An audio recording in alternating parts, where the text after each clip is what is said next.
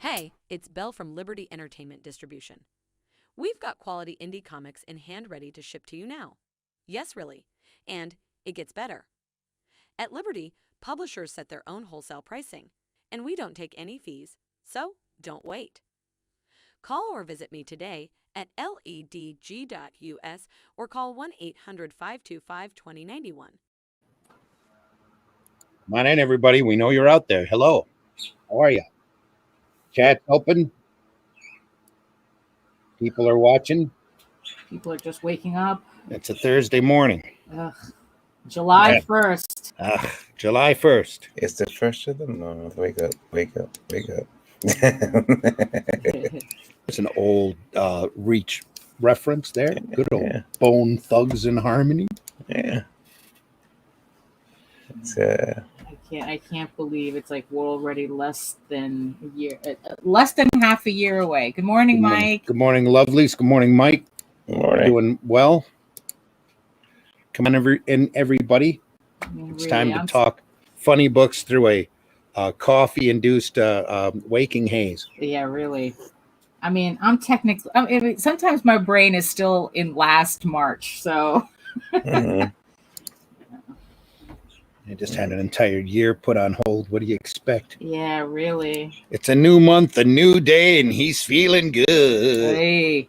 It's a new dawn. It's a new day. You know, sometimes It's a new I think month. It's a new way. Sometimes I think we should have paused the year. We did. No, like we should have paused the whole entire year, like our age and everything. I got yeah, I wish. Yeah, that's not how that works, unfortunately. Speak for yourself. I've been paused since my late 20s. Just for some reason, my hair turns white and my stomach's getting larger. Oh, no. I feel like I got cheated, yo. My knees ache a little more than they used to. That's all. Yeah, really. My back. Tell you, just get those new phones. I try not to spend very much time on my knees.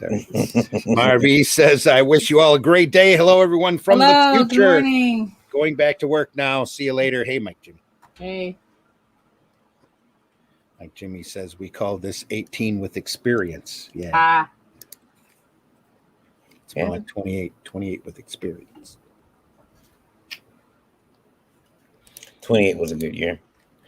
Saw somebody trying to do a documentary on the year 1982 in regards to cinema, and I'm sitting there going, "What the fuck?" And then he went through and listed all the movies that were out. No, for real. God damn, that was a good time to be alive. That was a good year.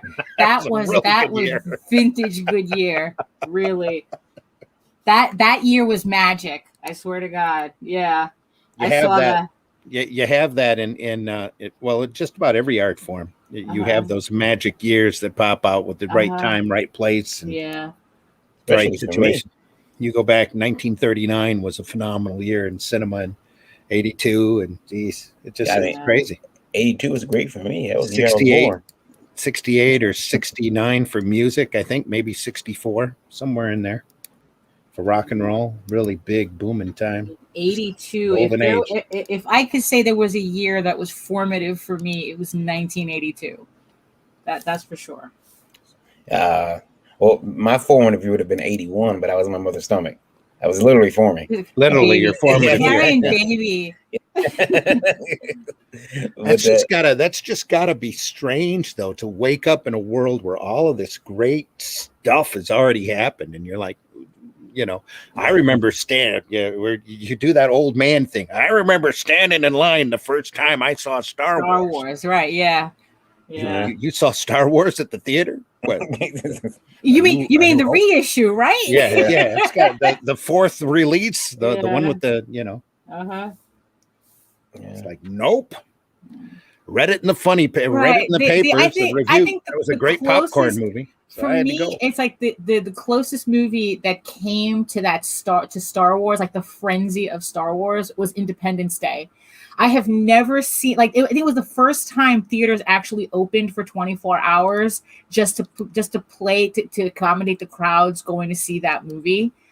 It's like I've never seen anything else like that again. Well, I remember doing the fanboy thing and standing in line, being the first at the theater to see the Burton Michael Keaton Batman film because I knew it was gonna be important. I remember telling my ex-wife to set her ass back down in the seat after we watched Superman the first time. I says, "We're watching this again. This is awesome. Yeah. You ain't going nowhere. We're staying right here. I got the keys. You're gonna have to sit through this shit twice." She was pissed. She got back at me though because we had to drive all the way. Had to drive 45 minutes to go see Alien because it didn't show here in Flint initially. And as soon as that chest bursting scene happened, she was out of the theater. Boom, gone.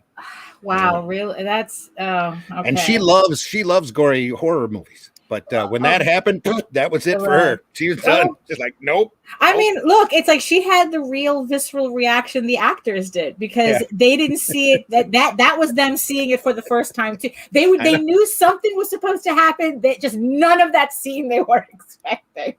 I just figured it was because the little alien looked like a little penis, but that was me. Well, but that's where you go? That too. I mean, Alien is that movie that's full of there's a lot of symbolism, and subtext in that film. Yeah.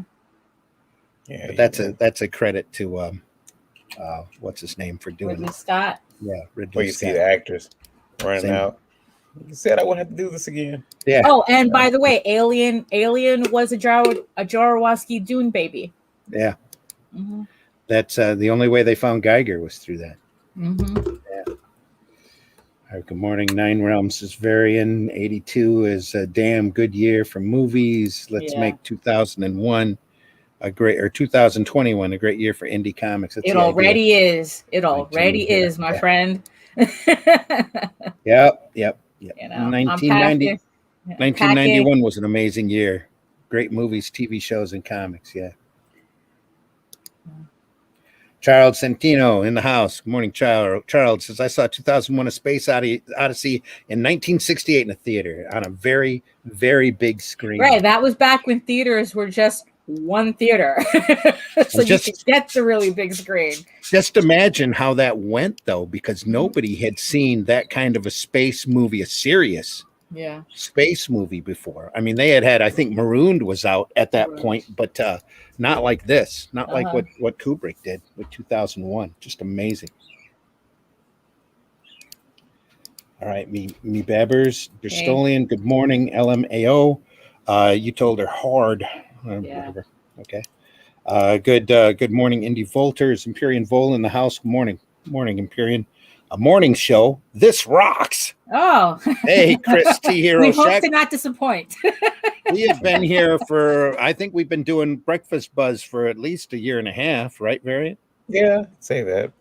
We are always archived over on the Indie Volt YouTube channel. So if you're looking for something to listen to, you can go back and laugh at us numerous times, over and over again. Yeah, if anything, we're good for a laugh. We are going to introduce ourselves here in a second, but first we have to run an opening. Yeah. Forgot about that. Yeah. You probably should. I know you're busy this morning. I can hear you clicking. Oh yeah. Are you winding up the radio? Getting the all types of stuff. All types of stuff. Loosening everything up. He's doing the business. Doing the business. Awesome. Here we go. Everything's perfectly all right now. We're fine. We're all fine here now. Thank you. How are you? Can't nobody tell me nothing.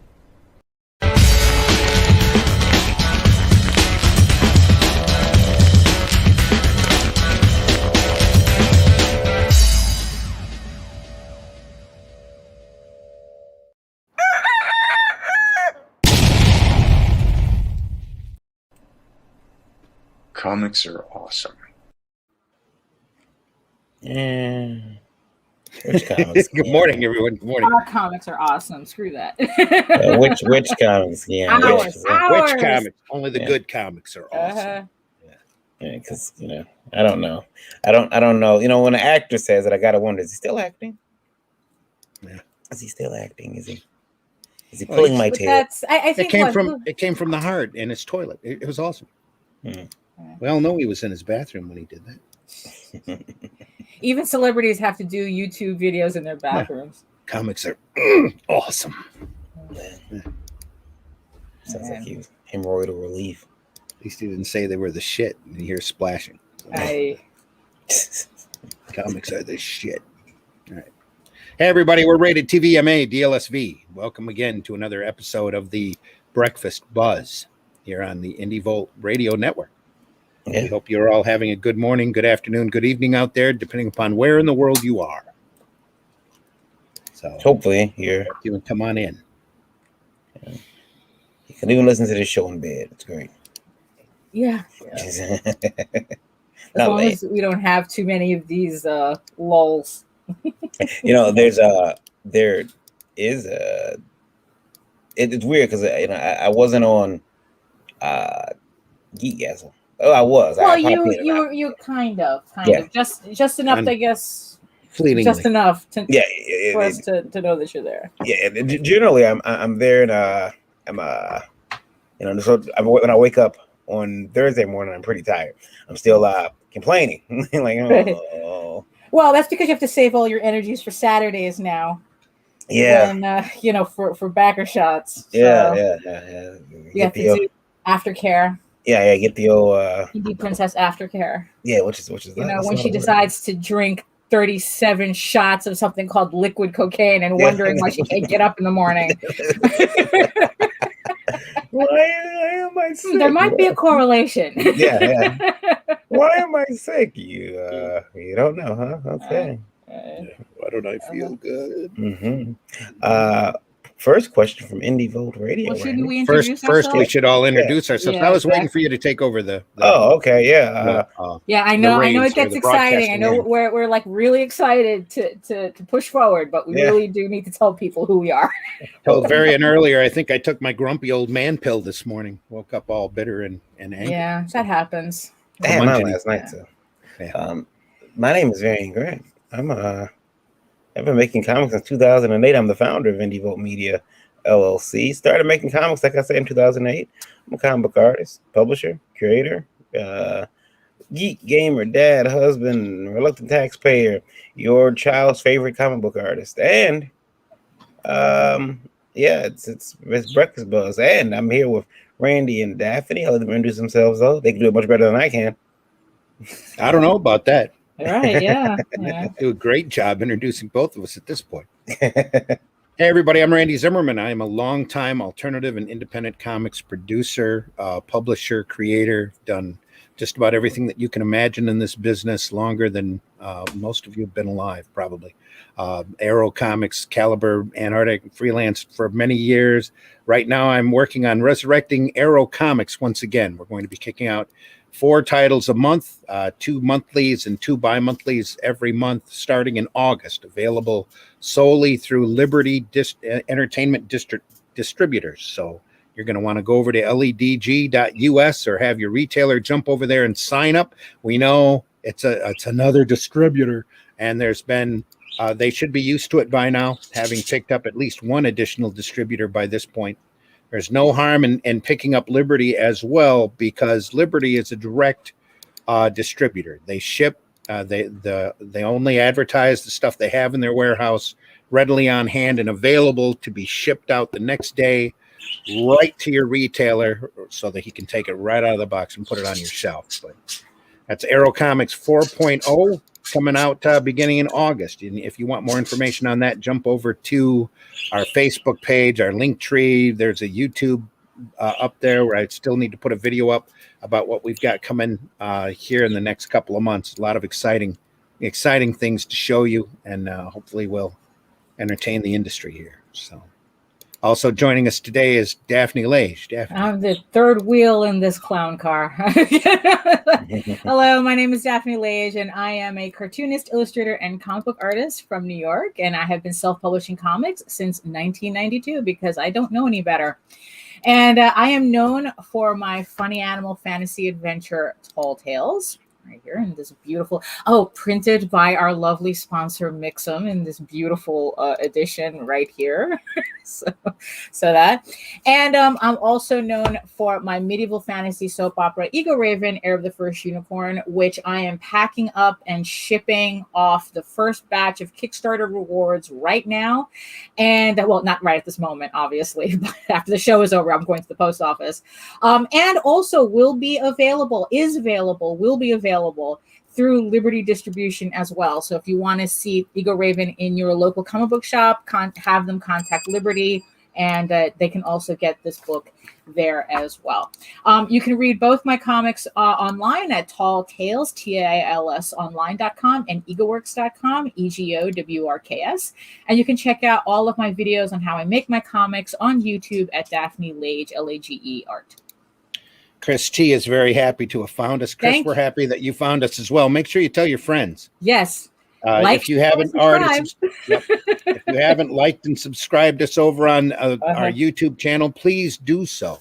We're also available on Facebook and a number of other outlets out there, and especially on Indie Volt Radio. That can be found at indievolt.com, where we are heard all over the world, and we've made such great friends all over the world because of being part of the radio and talking to fellow comic professionals, which I am assuming, judging by your icon, that you are one. So I mean, if I could give the bug the great unpleasantness, anything is bringing us all together this way, meeting people that we would never have met before, so if there's one consolation. Well, podcasting was picking up quite a bit before the bug hit, but it was such an ideal format at the time. It's almost for that last year, it did replace conventions. Yeah. So in fact, really there were a number of online conventions, just like what Pops does. So Pops in the house this morning. He says, "Hey, yo, what's up? What's up, Pops? Hope you're doing well." Mr. John Celestri also in the house. John, we need to have you back on the program here real soon. Everyone's. Hope you're doing well. It's been too long since you've been with us. That's true. I mean, everyone's either working on their Kickstarters or doing fulfillment or working on their next book, and the grind, the grind and the hustle just moves forward. That's it. The hustle and the grinding. Exactly. Do what you love, and it'll still feel like work anyway. Nine Realm in the house, Frog G in the house. Hey, Frog G, hope you're doing well. Hey, everybody. Odin. The Ninja, Genko is in the house. The Ninja, hey to everyone. Hey, the Ninja Critical Blast in the house also this morning. Also a great podcast. Chris, if you haven't found Critical Blast, go over there and talk to them. Couldn't agree more. Lulls in your lulls. Even with the lulls, Indie Volt brings the lulls. Yeah. Yep. We try. Been doing this long enough, so some people do find us entertaining. Yeah, I know, right? Surprising. If only to point and laugh. Huh? Chris T. Hero Shack. Make sure you tune in on Sunday, 9 a.m. Eastern Standard Time, same time for Sunday Funnies. Yeah. Yes.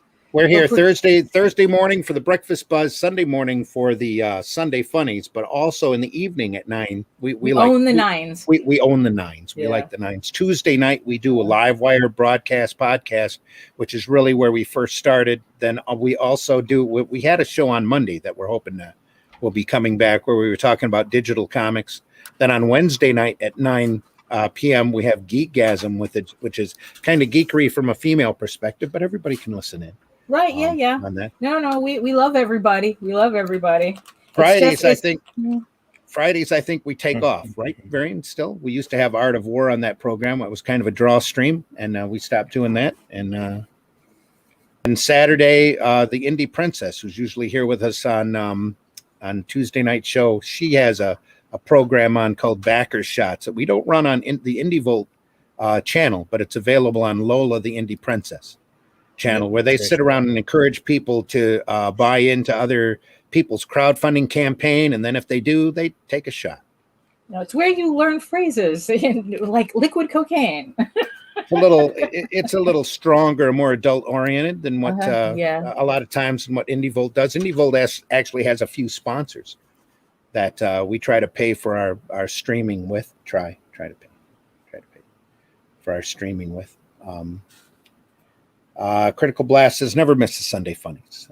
Imperial Thank Bowl. you. Thank you. Thank you very much. Yeah, Daphne and I do that show.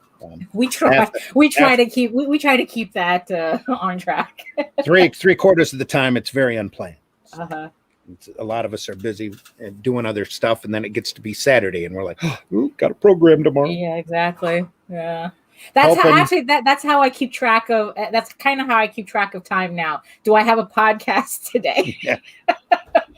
I honestly think we've scheduled Brian K. Morris from Rising Tide Publications on this Sunday, and maybe Chris Santino, if I can talk him into joining us as well. The Fez is always a joy. He has been busy the last few Sundays. See, everyone's been busy.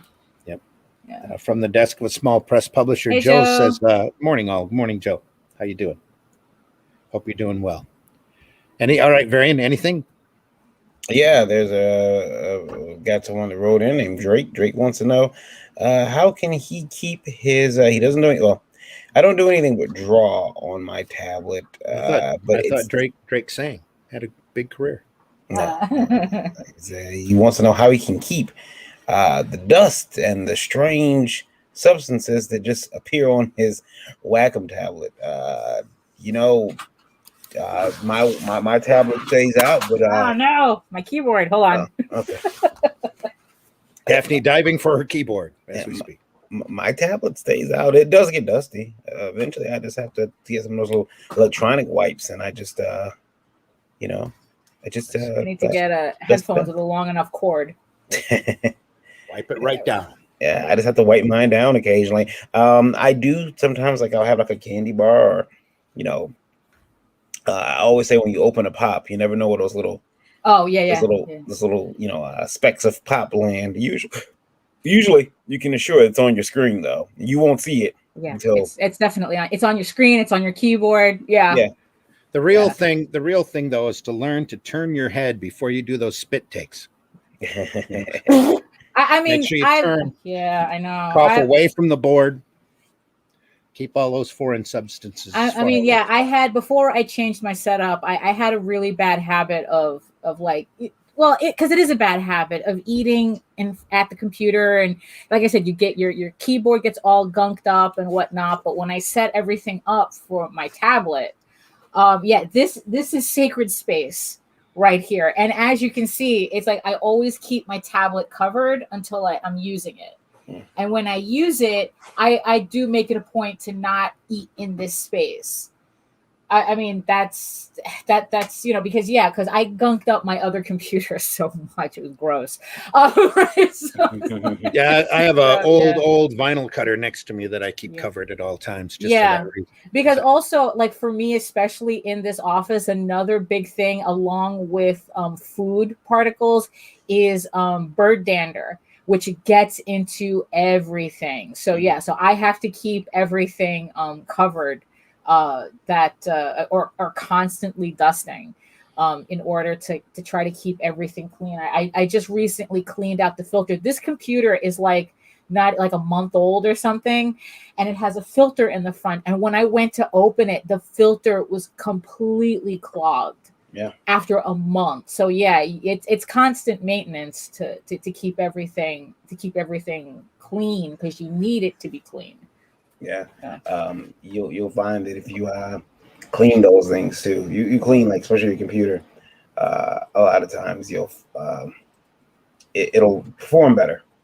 I had a computer that it started shutting down on me, processor, and it was my processor was like really covered in dust, and I would have to go in there every 3 months or so, and because my current office accumulates a lot of dust, and I had to go in there and constantly go in there and take some Q-tips and some that canned air, and go in there and dust it out, and then I got a better performance out of it once it was nice and clean. The hamsters are happier when they can breathe clean air. Yeah. Yep. Keep that wheel squeaking. Now my keyboard, on the other hand, is a lost cause. I mean, I bought a new one. I bought a new keyboard, expensive one, because I knew that the old ones weren't going to cut it anymore because I don't know what it is about me, but yeah, I can mess the keyboard up. My keyboard looks gross. I'm looking at it right now. Ew. Yeah, no, no. Ew. I still have one that has Gateway printed on it. That's hair. Yeah. Ew. That still works. Oh yeah, I got everything in mine. I got food. I got ink in mine. I got bird dander. I got cat hair. It's yeah. I mean, I'm looking at what I'm pretty sure is food. Yeah, and hair. Ugh. So between the buttons too. Ugh. It's mostly pop and coffee for me. Yes. I would tell anybody, if you can keep away from eating at your workstations. Yeah, that's true. Yeah. I know it's hard because it's really easy to take that Twinkie over there and finish that off, but it can get really messy if you don't watch it. Especially streaming too. Streaming doesn't help. I found a great deal at our dollar store the other day. For some cakes. I got them stashed right here. I said, "Look, it's a duck." I said that duck comes with 24 cakes for $1. I'm like, ding. Yeah, I don't trust that duck. I've seen him before at Walmart, and I'm like, he looks a little bit too 90s cool for me. Right? Yeah, everyone tries that. That's the Bimbo brand, I think it is. Yes, it is. Yeah. He looks. It reminds me of my first date. Yeah. He looks a little too 90s cool for me. Speaking of 90s cool, I don't know if you guys know this, but it's actually he's actually, if you look at him close enough, it's Uncle Scrooge as a kid. Yeah, really. Yeah. It really is. If you checked out, if you went to the store yesterday and bought some comics, you may have discovered that your retailer is still alive and needs to be visited. Yeah, no, really. I had to, please, folks, feed your local retailer. Yes. I went yesterday to my local shop to pick up a previews for JD, and said, one, he's like, how long is the previews going to last? And two, it's like they were reformatting their shop, I guess, like to focus more, like their big focus is the Funko Pops, unfortunately, but they're beginning to change their area to focus more on back issues. So obviously back issues is really a thing, because they only have like one shelf for like new stuff. So obviously that's not even a priority either. So well, they've found over the last year that people have started reading again, and they're going back and digging up the books that they remember reading well. And loving in this art form. That's the whole back issue market is booming right now, right? In an amazing way, and thank goodness for that, because I'm sure a lot of the retailers deeply appreciate that. Yes. Well, for one gentleman, he didn't have a good experience. No, he did not. He walked into his local comic store. He writes in the Indie Vault. Says, "I walked into my local comic store, the LC. No, the LCS. LCS, yeah. And was asked to leave. What?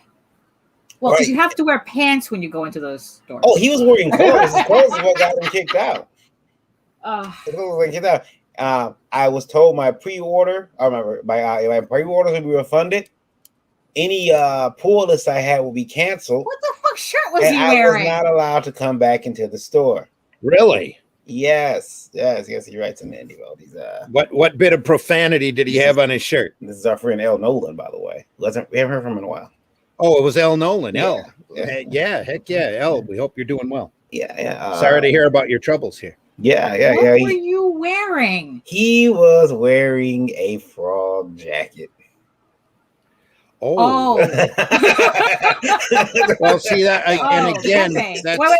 He was wearing a Pepe shirt. He was wearing a Pepe. No. Oh, that frog. Yeah.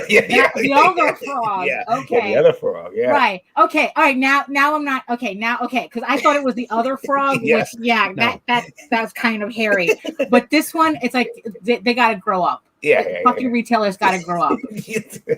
I wonder how old that retail shop was, and if he remembers even selling that book back in the 80s. It's like, to kick somebody out Tell them your pull list is canceled. Your pre-order. Yeah, no, that's absolutely ridiculous. And you know what? That's a retailer not worth supporting anyway. So good riddance to them. That's a retailer that'll be gone in 6 to 8 months. Yeah, anyway. you know, because that's absolutely ridiculous.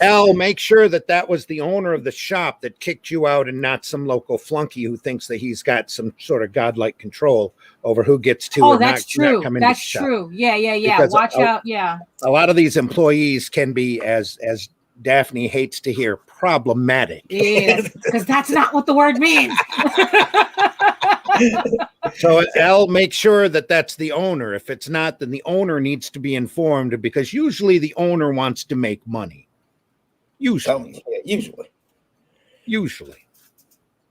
And then folks really need to grow up. Labels are for the weak minded. It's like, look, that whoever kicked you out of that shop, look, they probably buy on Amazon every single day. They shop at Walmart. They buy Chick-fil-A. I mean, they're willing to put aside their morality, for everything else in their lives, but they're going to give you shit over a T-shirt or a jacket or whatever. Who cares? Yeah. It's like that. That's like a piece of clothing. Right. Yeah. It's like, look, you didn't walk into the store with a giant dick on your back. Okay. It's like, it was just a frog, by an artist he doesn't like. And it probably wasn't even that. It was just a freaking logo. Yeah, probably, and it's like, look, you not liking somebody is your problem, not your customer's problem. Okay. There's a lot of artists that I absolutely abhor. And it's like, if you're wearing certain shirts or that artwork, it's like, look, that's my problem, not your problem. Okay. And that retailer needs to learn that, or whoever's behind that counter really, really needs to learn that. I'm hoping that it was just a flunky behind the counter. Yeah, I'm hoping too. And not the owner, because if it's the owner, then he's not concerned about bringing in income, because that logo, that icon, that character is going to be around for probably decades to come now. And because the market system works the way that it does, and if they were really that concerned, they should go out and find a couple copies of that book and stick them up on their shelves at a highly inflated price and work to sell it. I mean, I don't even think like that even should be the point, like whether, the character is going to outlast anything. Look, the character could disappear tomorrow. It's still not that person's business. It's that's very true. Yeah, literally. I mean, it's like, no, the business is running the store and selling comics, not policing, not playing fashion police on customers. Well, I was thinking from the point of the art form that sorry, that frog's going to be around making money for a while. Yeah, and you don't want to be part of that. We're sorry, but you can definitely. An owner can definitely say who can and cannot come into their shop. That's been proven. My question is, what they can also go out of business just as easily. What happens when, let's take the frog out of it for a second. Let's just say I walked in with a Marvel shirt on, and some guy said, "Hey, I'm DC. Get the fuck out." Well, here. Let me bring it. Let me bring it closer to home. I'm behind the counter, and you walk in with a fucking J. Scott Campbell shirt on, and I'm like, going, "What the fuck you bringing this garbage in my house for?" It's like that has nothing to do with anything. Are you buying comics? Yes, no. It's like. Then what, you're browsing, that's what I need to be concerned about. Mm-hmm. Not whether you have an artist that I don't like on your shirt. Yeah, right. Yeah, I get it. You got a point. Buy your books and get out. Then again, they want to, all of these labelers, what can you do? Shake your head at them.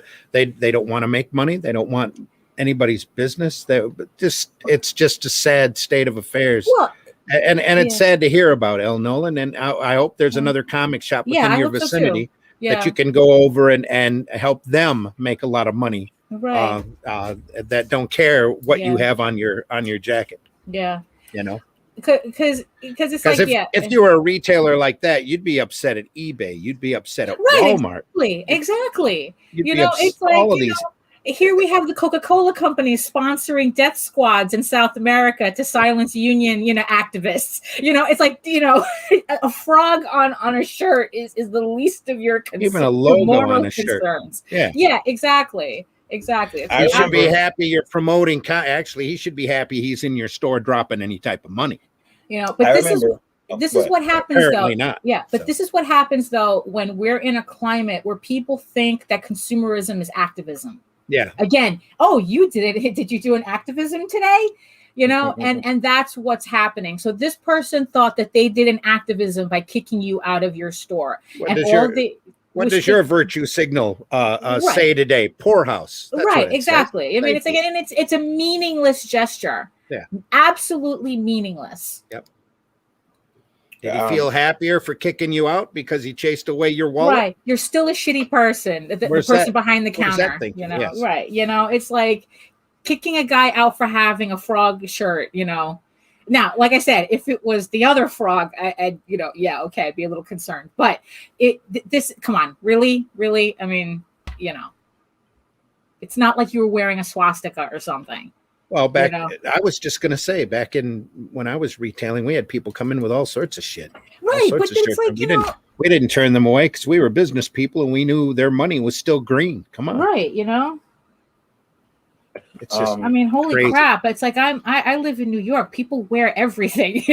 Elle, let us know if that was the owner of the shop. Yeah. And you can tell Varian the name of the shop too, as far as that goes. Also, one other thing I want to say, remember, this list shit's got to end. Well, there's really labels are for I mean, you've got stuff like that going on, and we ought to be out there promoting good comics.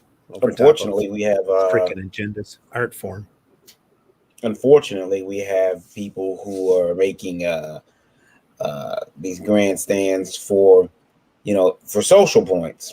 Yeah, and the thing is, a lot of times at their own detriment. I seen you know, like, I don't think people can handle political rallies. I seen a gentleman who came in the store the other day at a restaurant, and he had on some pretty polarizing outfit. Every time I go to Disney World, every time it becomes a running checklist in my head as to how many people are in the park wearing incredibly aggressive Second Amendment t-shirts. Because you got to remember, even though you're in Orlando, even though you're in Florida, you're still in the South. Yeah.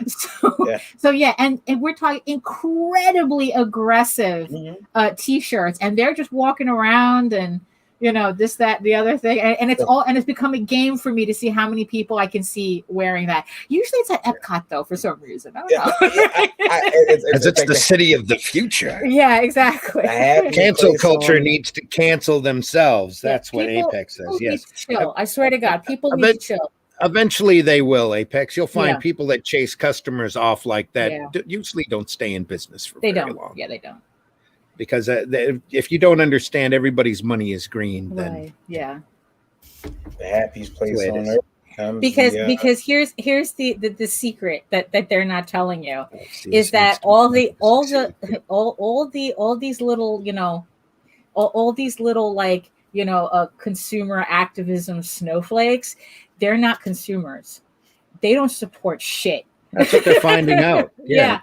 They don't support. They would rather see you drown than spend $1 on your product. They'll be concerned for your mortal soul, you know, but they will not support. They will not spend $1 on you. It's like what 2 or 3 weeks ago, Mike Miller popped up, or Millar, depending upon how you pronounce his last name, popped up and says, you know, 95% of the buying public is not on Twitter. Yeah, no, which I believe. I completely believe. I believe that Twitter, even as big as it looks, it's only big. You know, it's the friggin' screaming monkeys. It's actually 2 of them. You know, and it just looks bigger than it really is, because you go into Meat Space and you mention any of this bullshit online to people, and they're like going, "What?" You know, it's kind of like watching every time, you know, Joe Rogan would mention like certain things on the internet, and his guests are like going, what are you, did you bump your head? What the F are you talking about? And he would have to sit there like an asshole explaining this crazy bullshit to his guests, because the average person doesn't know. The Meat Space don't know this. So yeah, that's true. Yeah, Pete. Then we say normies don't care. been saying it for months and months. Those who deserve to be canceled eventually cancel themselves. And Oh, Varian just Varian. canceled himself. He just jumped out. Well, because I'm also sure you he got to will be right remember, back. a lot of this is projection. Yes. That's what this is. I mean, that's why it always bounces back to them, because it's projection. Attention whoring or virtue signaling. Yeah, they think they feel better by taking a stand, or they crave the attention from other people going, yeah, you're right. Right. It's like, yeah, okay. Same dozen weirdos on Twitter. Okay. Right. Yeah, exactly. No, exactly. JD always says the same 5 guys on the internet. That's exactly what it is. Half a dozen weirdos on Twitter. New comic, $5. Copy of 1968 70s Spider-Man and VG. Very good condition. 4.0-ish condition. Same price. There you go. It's the same. It's around $5. Yep. Yeah, there was on one of the forums that I was reading, there was a guy who was asking, like, he had like this comic that I guess on its, if it was in better condition, it would have been of value, but because it was one of these, I guess, Marvel books that were sent in the mail, so it had a crease in it and all that. Yep. And he was asking if it was worth slabbing, because it's like, well, it has a crease. And then it was explained to him that there are people who actually collect those books with the crease because it's a different format they consider it. So not only that, but they know that the book was mailed to a reader. Right. Yeah. That's the key. That's the really attraction here, because it went into somebody's hands who gave a shit enough to hang on to it. So that crease is just like an added bonus to some people. Yeah, it's like part of a trophy. So even though, it's not going to get much in terms of a grade, it allows collectors who want to get into the slabbing market, which is something I really don't condone, but that's neither here nor there. For them to be able to buy a slabbed $5 Spider-Man, just for having it, and you hang it on your wall, and there you go. And after the last year, it's turned into almost like Obama's Cash for Clunkers program, right, where they've taken so much of this merchandise and removed it from the market, so that somebody going out looking for a book to read in a readable condition is willing to pay more for the collectibility of that book, because all the rest of these books are slabbed. What are you going to do? Open it up? How are you going to open a slab? There's a very few amount of people out there that know how to tear into a slab book. Right. But that's what it's designed for. Seal it up, stick it away. I didn't even think of it that way. That it's like, you're removing. I mean, because in the end, that's what creates the value. It's removing books. Yeah. Especially the scarcity of it. It's supply and demand. If the supply is low, the demand goes high. Right. Especially now that you've got these idiots up at the mainstream companies who aren't proud of the stuff that they used to do for whatever reason, or it's just not modern comics, is nobody's going to read this old stuff or whatever. Yeah, sure. The supply is the demand is starting to go up because people are looking to be entertained, and the supply is going down because of slabbing, because of natural loss.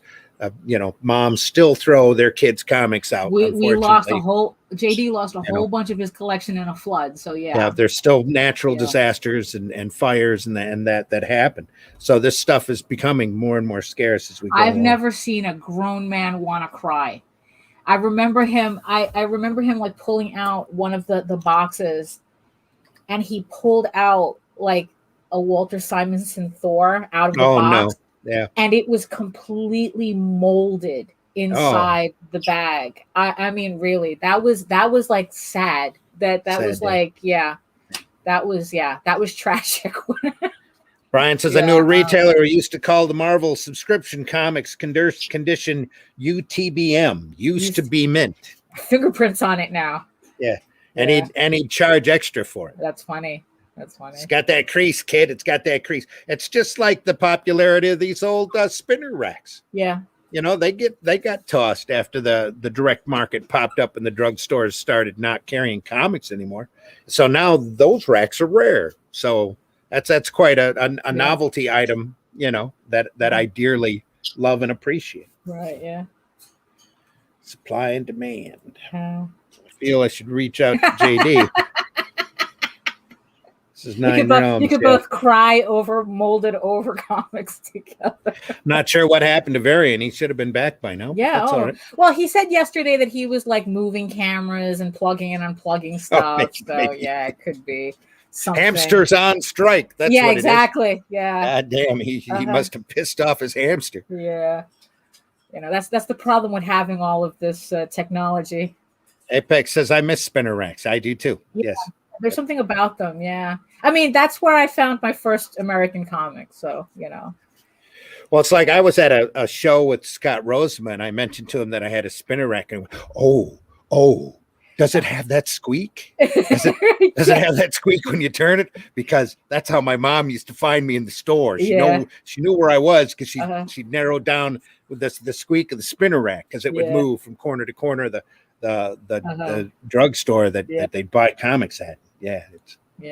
I mean, it's kind of like to be able to find comics on a whim like that. I mean, it's like I went to my local comic book shop yesterday, and it was just like, to have to go to a specific place is kind of a drag. And I still remember just about every place back when I was growing up within a 30-mile radius of my house that would have one. Yeah. It had a spinner rack or a rack of comics there that like all the little the little candy stores when I was growing up had them. And we're going to Flushing. I know where the 2 drugstores are. Yeah, right. Yeah, exactly. It's like the supermarket. Like I said, I found mine in a supermarket. It's like that. I don't think I would have gotten into comics as deeply. I mean, I don't know, because I did find ElfQuest in a bookstore, in a Barnes and Noble. So I don't know like how that would have pushed me forward as much. But I mean, like I said, finding that Rocket Raccoon was magic, man. Yeah, it all pairs down to accessibility again. Yeah. Supply and demand. You got to have that. Yeah. I remember picking up Marvel Team Up 6 in Chesaning when I was a kid. Spider-Man and the Cat. Love that. Isn't it funny how we remember exactly where we found our first comics? Little sparse things. That was one of my first superhero books. Yeah. Yeah. I remember getting a Walt Disney Comics Digest in Clio, and all of that stuff. I remember riding my bike all the way to Birch Run, which was 15 miles in one direction, and picking up Nova #3 with Diamond Head on it. And reading it halfway home because I couldn't wait to stop and when I was taking a rest, I grabbed that book and read it cover to cover. Yeah. I mean, it's like just to think that there are people who are reading our comics right now saying that's their first. Mm-hmm. That's like trippy. That is so trippy. I get that way anytime anybody references Tales from the Anniversary to me because I'm like, really? Because holy crap, thank you. You want to read the stuff I first did, on one hand, I'm really sorry you're reading, the stuff that's I can look back on now and see all the flaws in. Well, I'm glad that you enjoyed it and found some entertainment value. I'm working on something right now and I'm like looking at it, like, I can see all the flaws in it. So that never changes. That's true. That never changes. Brian K. Morris says my first comics came from a mom and pop in a town that maybe had 200 people living there. Every grocery and drugstore had them. Mm-hmm. I remember being up north. My folks used to go up north for a week every year. Up north for me is up in the upper part of Michigan and the Upper Peninsula. And off of the campground was a convenience store. I used to have to scale a fence in order to get to that had a spinner rack. I found the Shadow #6 there. That Mike Kaluta doing some beautiful Art Deco like feel to a Shadow pulp story. That was just amazing to me. Just incredible stuff. Or a Silver Surfer 18 found up in way up in the Upper Peninsula, the back part of the lower part of the spinner rack. That was Jack Kirby, where the Surfer met the Inhumans. At the time, I had no idea who either of the characters were, but my mind was blown. Right. Yeah. Sitting there and and I never even bought the comic because back then I couldn't buy superhero books. But there's this guy on a surfboard and all these weird people living in this land that he runs into that are just crazy, imaginative story. Just awesome. Right. No, Empyrean Vol says, I remember buying Devil Dinosaur and Machine Man #1 on the same day, right off the spinner rack at the drugstore. Yeah. Right. Yeah. Another book that stands out in my mind was Starjammers. But the funny thing is, like, I remember being obsessed with it. This was that was a graphic novel. That was a Marvel graphic novel. You'd have had to find that. I was in Brazil at the time. Mm-hmm. And I was perusing a bookstore, and they had, they had a comic section. So of course I kind of gravitated there, and and for some reason, this Starjammers book, I don't remember the artist, unfortunately, off the top of my head. But Dave Cockrum. That was Dave I was Cockrum. Kind of obsessed with it, but again, never thought of actually buying it. And but it was like, so I'm just standing there reading this book in Portuguese, right, obsessed with the artwork and just like looking at it and how different it was. Now that was the was that the skunk girl that we're talking about? Yeah, absolutely, that was large reptilian, green reptilian character. Corsair was in that with a sword with a little electrode at the end of it. Yeah, classic stuff. Dave Cockrum, just amazing. Yeah, I remember sitting in my yard after my parents allowed me to have comics, and dissecting a giant-size X-Men 1 that Cockrum did, just marveling at every page and the positioning, the composition, and breaking it all. And that was my my senior year. To tell you the truth, I kind of regret not, but I was like, look, it was the same thing with, I think the Rocket Raccoon was the first comic I actually took off a rack and actually bought, as opposed to just staring at it the entire time. So maybe that's the difference. Finally, broke that. One of my first ones was Legion of Superheroes #1. They only did like 4 or 5 as a reprint off of the Adventure Comics Legion, and all different characters except for Superboy. Right. And it was all crazy Sun Boy and Star Boy and all of this. Just a wild amount of characters that I had never bumped into or had seen before. So I used to hit the library all the time on the way home, and I'd hit whatever comic rack I could to absorb whatever superhero books I couldn't buy. I mean, my parents caught me with a Batman Giant, 80-page Giant that I smuggled into the house one time. I got my ass whipped real hard for it. Oh my goodness! Starjammers should have been a show. Yeah. Star Slammers as well from Walter Simonson. That's still a book that I refer back to every once in a while, just like that giant-size X-Men 1, and marvel at the composition. Early Simonson, it just amazes me because you could tell he was looking at the overall composition with a very unique style to his stuff. Just crazy good material. It's just like JD's love of those old Thors. It's the same thing. Yeah. Like I said, it's like beautiful work. He wanted to cry when he saw that. Yeah. Then again, so did I. That's a lot of mold. Yeah. That was a lot of mold. It's in the house. No. Yeah.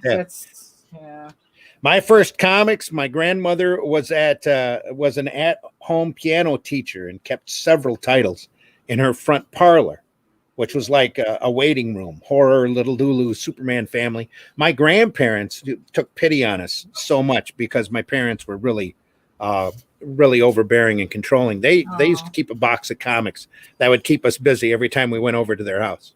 That is such a common story, isn't it? I mean, old Justice League's adaptation of the Three Stooges, Way Out West comic. I remember that distinctly. Yeah, it's like should go back and dig that up. Parents just like comics, just really bugging people out for some reason. It's like, well, again, that was part of that paranoia that they were raised up with in the 50s. Comics were melting kids' minds, just like television did later, and rock and roll, and all of that evil Dungeons and Dragons. Right. Yeah. It's funny how they don't have the same concern over Twitter, though. Amazingly, or Facebook, or Facebook. They don't have. I mean, and we're literally seeing exactly that happen, and it's like, oh, that's weird. I remember they were really worried, talking about having banning kids from Twitter. Although honestly, I probably would agree with that. I remember they were really worried when MTV first started up. Yeah, showing them evil videos for quick seconds. Kids' attention spans are going to be whittled down to nothing, and all that. And even though later on, MTV's programming went straight into the toilet. Yeah, you didn't hear the same kind of complaints going on. Yeah, it was half-hour shows, but they were teaching teens to be moms. Right. And glorifying that like it was something on a pedestal to be appreciated. It's like, no, don't do that. Right. Yeah. But it's like, yeah, because you know what it is? Like these same parents are bugging out on Facebook and Twitter, and they don't want that taken away from them. No. You know, so it's like, Gabriel Voss says, I went to Guatemala on a mission trip. I bought a Spanish comic book. I think DC Mexico translates all of the current comics into Spanish. Yes, they do. Yeah. And the comics are just as big in South and Central America. The translations were spot on. Yeah. Yeah. Yep. I know somebody who used to collect Mexican comics of all kinds, specifically because they were translated. Right. And off of American comics. So I found my first comic book in Morris's neighborhood candy store in my neighborhood block back in 1955. I was 6 years old at the time, and Morris had a 5-tier magazine rack right inside the store. We always we always remember that, don't we? Can't forget it. We remember the place, the name, probably practically where in the supermarket we found it. My little hometown, it was Dugan's Drugs. I used to walk home. I used to walk home 2 miles from school. Yeah. I didn't like taking the bus ride, and I stopped in and started straightening their rack out. And there you go. And they started paying me for it. So I owned that rack for probably a good year. I was able to get the comics first and open the bundle for them, had everything displayed and straightened out. Empyrean says, Legion of Superheroes completely overwhelmed me. I got the Treasury edition that had a who's who page group shot with like 30 characters on. Yep. That was, Legion was really hot there for quite a while. So the timeline of these social media sites are the new cocaine for real. line. They really are. And people act like it too. Yeah. You can't do that on television. Yeah. And you really can't anymore, can you? You can't. Pop says he's relaxing today. Do that. Congratulations, sir. Everybody needs a day to kick back. Yeah. Hole in the Wall books, Ghost Rider and Midnight Suns. Wow. Yeah. Suddenly you realize, gee, Michael, you're not that old after all.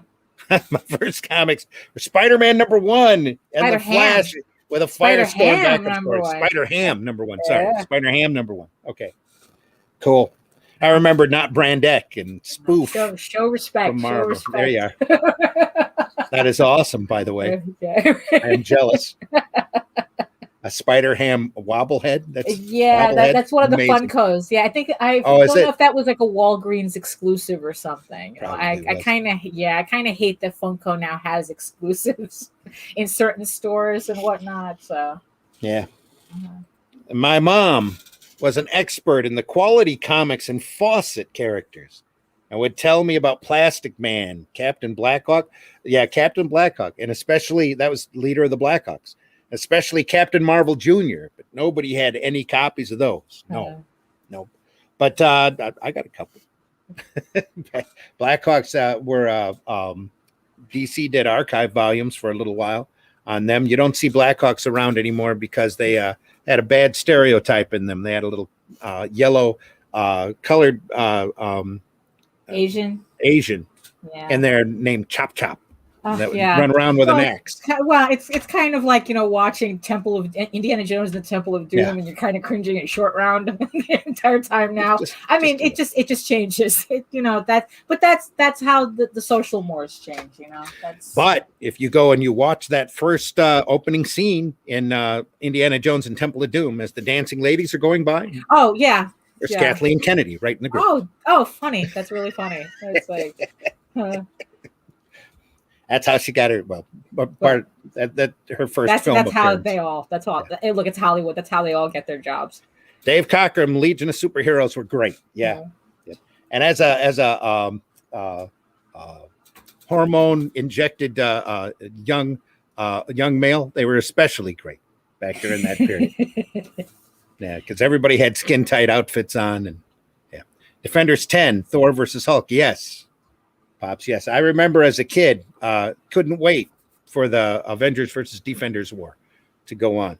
Oh my goodness, Hawkeye actually beat Iron Man. This is amazing. Yeah, just crazy stuff. So this chat is more a Sunday funny. I was about to say, that's true. That means that Sunday is going to be a hot mess. Probably. Again. Probably.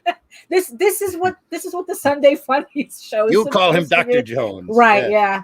Oh my God, I can hear that voice in my head.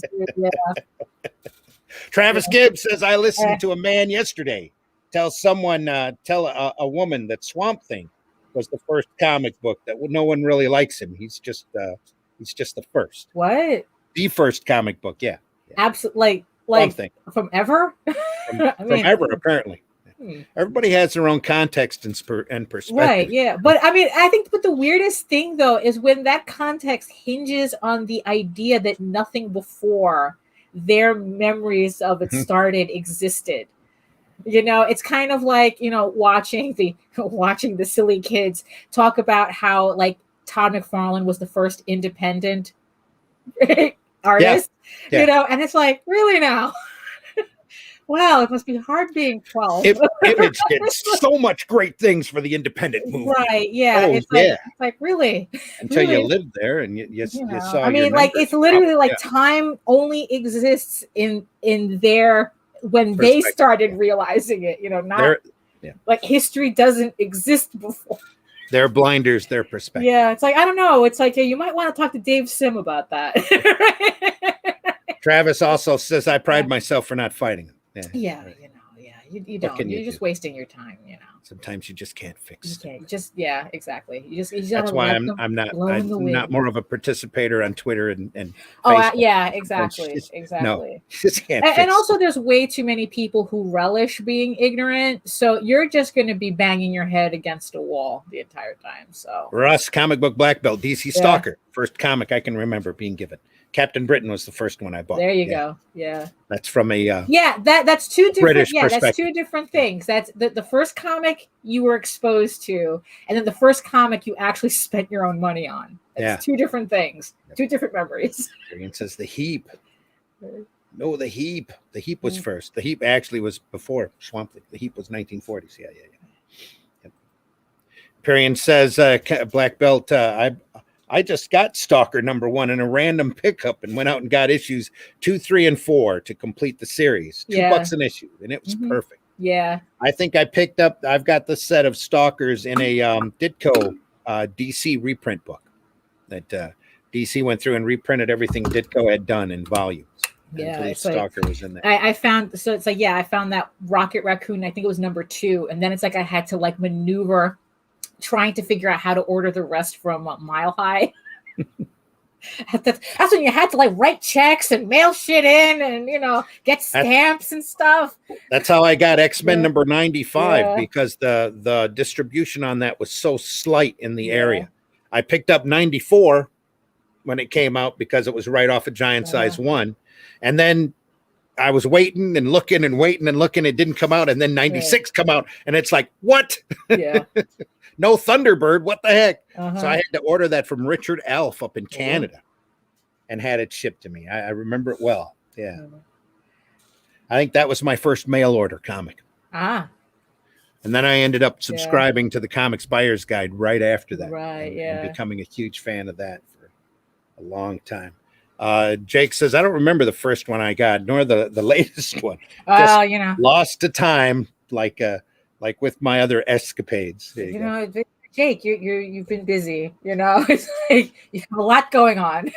Not everything can stay in the head. Does history exist going forward? Yes. There you go. Ditko and Wally Wood. Yep. Who could ask for anything more? Absolutely. And that's them doing their best. Ditko doing layouts and storytelling, and Wood going back over doing finishes and inks. That just classic stuff.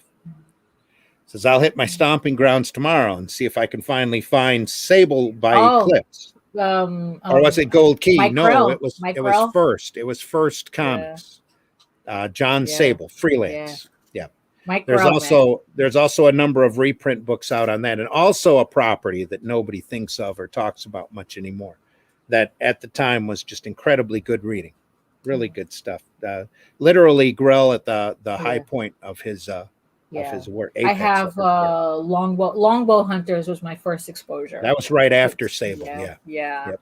But Sable was really his love. You could see that. Something about that artwork. I mean, what's funny is like I keep joking about Mike Grell that it's like the older he gets, the more 80s his artwork looks like his artwork just feels like it's literally in a time capsule. No matter like when you look at it, it's like, oh, that is like so 80s, but and like again, in like that's in your an context amazing as well. way. Yeah. That's your nostalgia kicking right. in. Yeah, You remember, because like because Mike Grell is very I mean, aesthetically, like his style of artwork is similar to Neil Adams, but the funny thing is that like Neil Adams' work doesn't have that same time capsule moment, as the way Mike Grell I think does. some of it does. And mind you, it's all absolutely amazing work, and if you can Yeah. ever see this artwork in person, it'll bring you to tears. Yeah. I swear. Neil Adams' work, or yeah, actually either one. But Either yeah, are because just I amazing. still remember when we went to visit Continuity Studios, and we were given a tour of the place. I mean, the receptionist was just happy to be able to talk to somebody.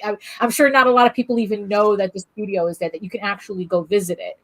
I don't know at the moment, but and got a whole tour, and man, just to see these originals, really, it's like I had to lie down when I got home after. I mean, it's just it's a museum. It's like just being overwhelmed. It's a museum where the people are still there. That's the thing. It's like you're not talking about like, I don't know, like, oh yeah, you're looking at a Titian or something, and as amazing as it is, it's like there's a detachment to the artist. But you're looking at these originals, these Neil Adams originals, and for all we knew, well, he wasn't, but at any time he could have been in the other office working on something at that same moment. Like, he's still here, and you're looking at this artwork, and it's like it's a different kind of vibe you get. Yeah, I'm sorry. I just got over to my Facebook page, saw that Marv Ellis was talking, and Carlos says I shouldn't be awake, but alas, here he is. Oh, wow. Yeah. But Michael Oden wants a link, so we sent him a link, and Varian says his internet is out. Oh, so that's they've been having a lot of problems down in Detroit with their utilities, so it wouldn't surprise me if that was part of it. So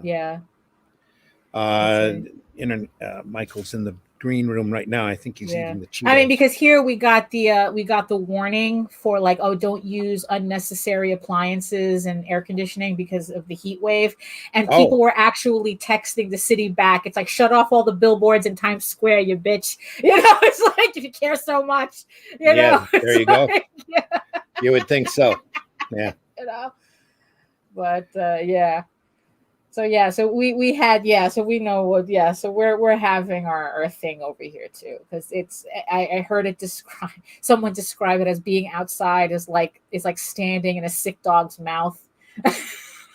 It's not good. Yeah, you guys, especially over there on the East Coast, are getting it pretty hard. There's like a big V running as far as the airstream goes. It was like we've had our last 2 or 3 winters here in Michigan have been incredibly light, because the jet stream's dipping right underneath us. Ohio gets it bad. Indiana gets it bad. They'll get a couple feet of snow. We'll get a couple inches. Right. Yeah. Because that the dip in the jet stream. Michael, let me know when you're ready. So he was apparently eating the Cheetos or picking out the green M&Ms out of the green room. Right. Yeah. Exactly. He's still doing it. Still picking the M&Ms. Just watch out for the raisins that are in there. Those might not be raisins, Mike. Right. As long as you know. Jake says, you're right, Daph. I got a massive headache of moving a building. Of moving and building a library. Exactly. They're just, look, we're lucky we even know our own phone numbers, if even. Sable was First Comics, Mike Gold. Yes. First Comics, also American Flag, which is a more incredible work that you don't hear about anymore. Just stuff that really needs to be revamped. They were just because they were just so different that I think like now it's like everything is just so, especially mainstream, so superhero heavy. Everybody is looking, the next Netflix IP and whatnot. I think you're really seeing a shift away though from superheroes. They've the mainstream have really gone through and dogged out the genre so badly that into realism or whatever they want to call it. Yeah, exactly. Freaking Dark Knight, Killing Joke. embarrassments. Yeah, and also it's like, Disney is just really, really monopolizing the whole thing. So it's like, even if someone else tries to put out superhero stuff, it's like, oh well, Disney. It's like, oh, we'd rather, the Avengers and this, that, and the other thing. So it's the whole, conglomerates fighting for the soul of the culture, Yeah, Jake says, I still got to read that volume 1 hardcover of Flag. I read Times Squared, The Epiphany last summer, and it was great. Yeah. Yep. Michael, are you there? Hey. I am here. How are we doing? Wow, how are you? Something there on the side there. So haven't seen you in a bit. Oh, and happy birthday, by the way, even though that was like a while ago. But hey, it was this past we weekend. get one every year. Yeah, I know, right? No, I think things are going well. We're chugging along. Things have just been nuts. I've been doing stuff for books. I was in school, as well as dealing with custody shenanigans. Oh wow, yeah. But otherwise things are going pretty all right. Embrace is wrapping up on production, so we're really excited to be getting that out. The art's is getting pretty close to being finished, and then it's just letters and getting it into your guys' hands. And cool. Yeah. So is it still on in demand right now? Yeah, it's still on in demand. We will be closing it here probably within the next month. Okay. Don't forget to put a link in the chat so everyone can see that. Yeah, do that. Yeah, let me do that whole shenanigan. We're flying without Varian here for a while until he lost his power. Yeah, he lost his internet. He was telling me about that because I was initially supposed to be coming out and hanging out with you guys from the start, but like Russ, look at that. I didn't see your note until right before I sent that link, so I hadn't jumped over. It's not your fault. Varian was trying to share it to me, but it for whatever reason it wasn't. So you broke his internet. Apparently, I guess. Yeah. The hamsters must have been pissed. Yeah. He tripped. They're like, oh crap, this guy's coming back. We're also joined by Russ Leach. Russ, how are you? I'm fine, thanks. How are you? Real good. Let's have Michael introduce himself to our radio audience if they're out there. Go ahead and do that. Yeah. Hi, guys. My name is Michael Oden. I'm the creator and writer of both Elysian Fields and The Embrace, and the head of Nine Realms Publishing, LLC. We have The Embrace, which is in demand right now. So make sure you're checking that out if you haven't already. And we are doing a whole bunch of fun stuff. But I'll talk about that more here in a little bit. Russ is way cooler than me, so let's have him. Russ, introduce yourself. Not often that gets said of me. I tell you, two grown-up kids. I'm not the coolest man in the house. Yes, my name's Russ Leach. I'm a comic book black belt, and I've been drawing comics in anger since 2010. After a long history of art direction, design, production, and publishing, and a small scrape with Marvel in the 90s. I came back and did some work and worked on some properties like Ben 10, Doctor Who, did some stuff for Marvel in the end. And now I'm making my own books as a, have pencil, will monkey. That's me. I am an art monkey. That's all I do. You can find out more about me, russleach.com, comicbookwrapout.com, or about my book, which is only in demand for another 2 days at onlydeathcansavus.com. What? Really like a day and a half. Yeah, day and a half. Yeah, that's right. Yeah. This is already the 1st of July. But it's not going to disappear completely. No. You get the reprints, some of which actually is on the screen now. You get the reprints with some extra content coming in August. And that extra content will also go into the second book. So there'll be exclusives at both ends for different audiences, retail and backers. But the backers get what I would consider the premium book as far as what the printing, what I put into it and everything. But you also get a spectacular product from Arrow Comics just in a different format. So if you're a completionist, go get all of them. Buy them now. Absolutely. Since I've got control of the board today, we've switched this over to the Sunday Funnies brand. Yeah, We're able to obviously, show The yeah, Only we're- Death Can Save Us #1 from Arrow #1. Comics. Coming in August, actually officially at the printers. Yeah, it is. Yeah, this is very, very exciting. I'm so humbled to be part of Arrow, and it's really very, very cool. It's going to be a lot of fun. Yeah. First 4 books coming out in August. That'll be one of them. Only Death Can Save Us.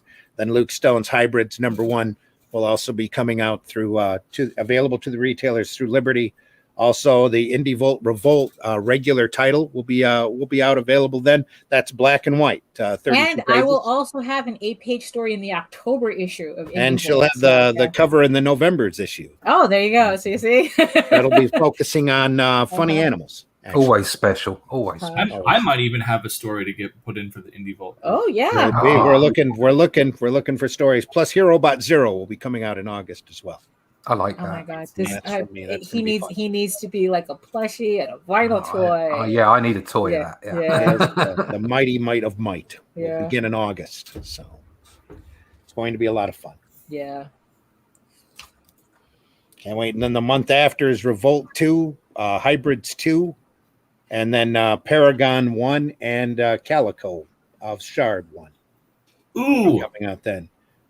We're just gonna be busy. Always busy. There's Calico right there. Yeah. Calico, that's coming out in September. Oh, that's cute. that logo looks pretty spiffy. Oh yeah, I don't know why you think that. I had to add an of Shard. I had to add of Shard to it because there's actually a superhero Calico book springing up.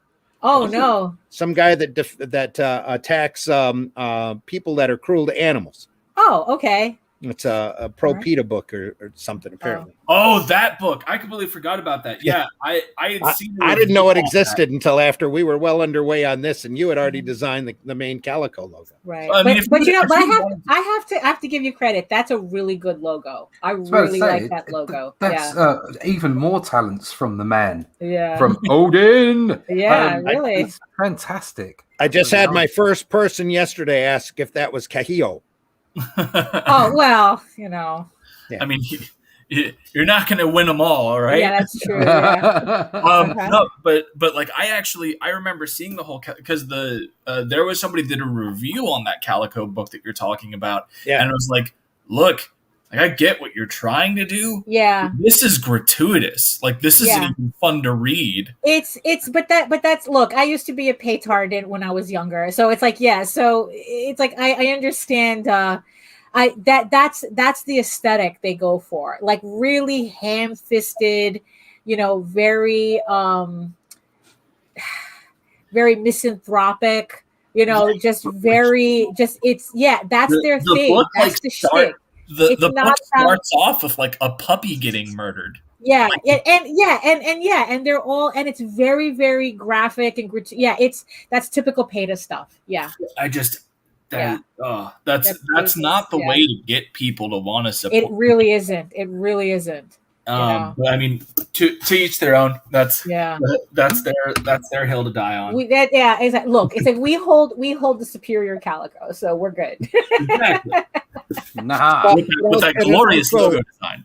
It also goes to show the power of comics. You have a political point, and there's nothing wrong with doing a political comic or something with that kind of point of view. There have been comics like that since the dawn of comicdom. Really, comics really started as a branch off from editorial cartoons. But there's also the main gist of doing comics is for entertainment. Value. That's what they forget. That it's like they want to go for like the straight banging you on the head with it, and it's like that. Look, it's like just all you have to do is look at the king of these comics, and that's Jack Chick.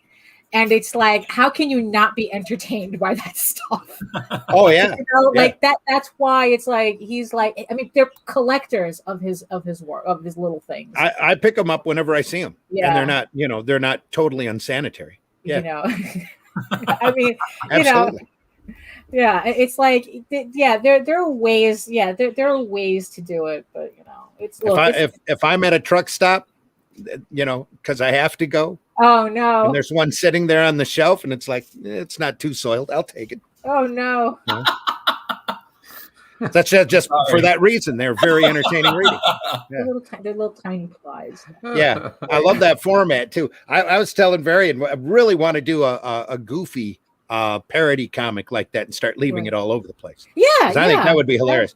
Hey, do you know there's a flat Earth? You know, that kind of just weirdo, just way off the bed. It's funny. It's like, I kind of wonder, especially for conventions.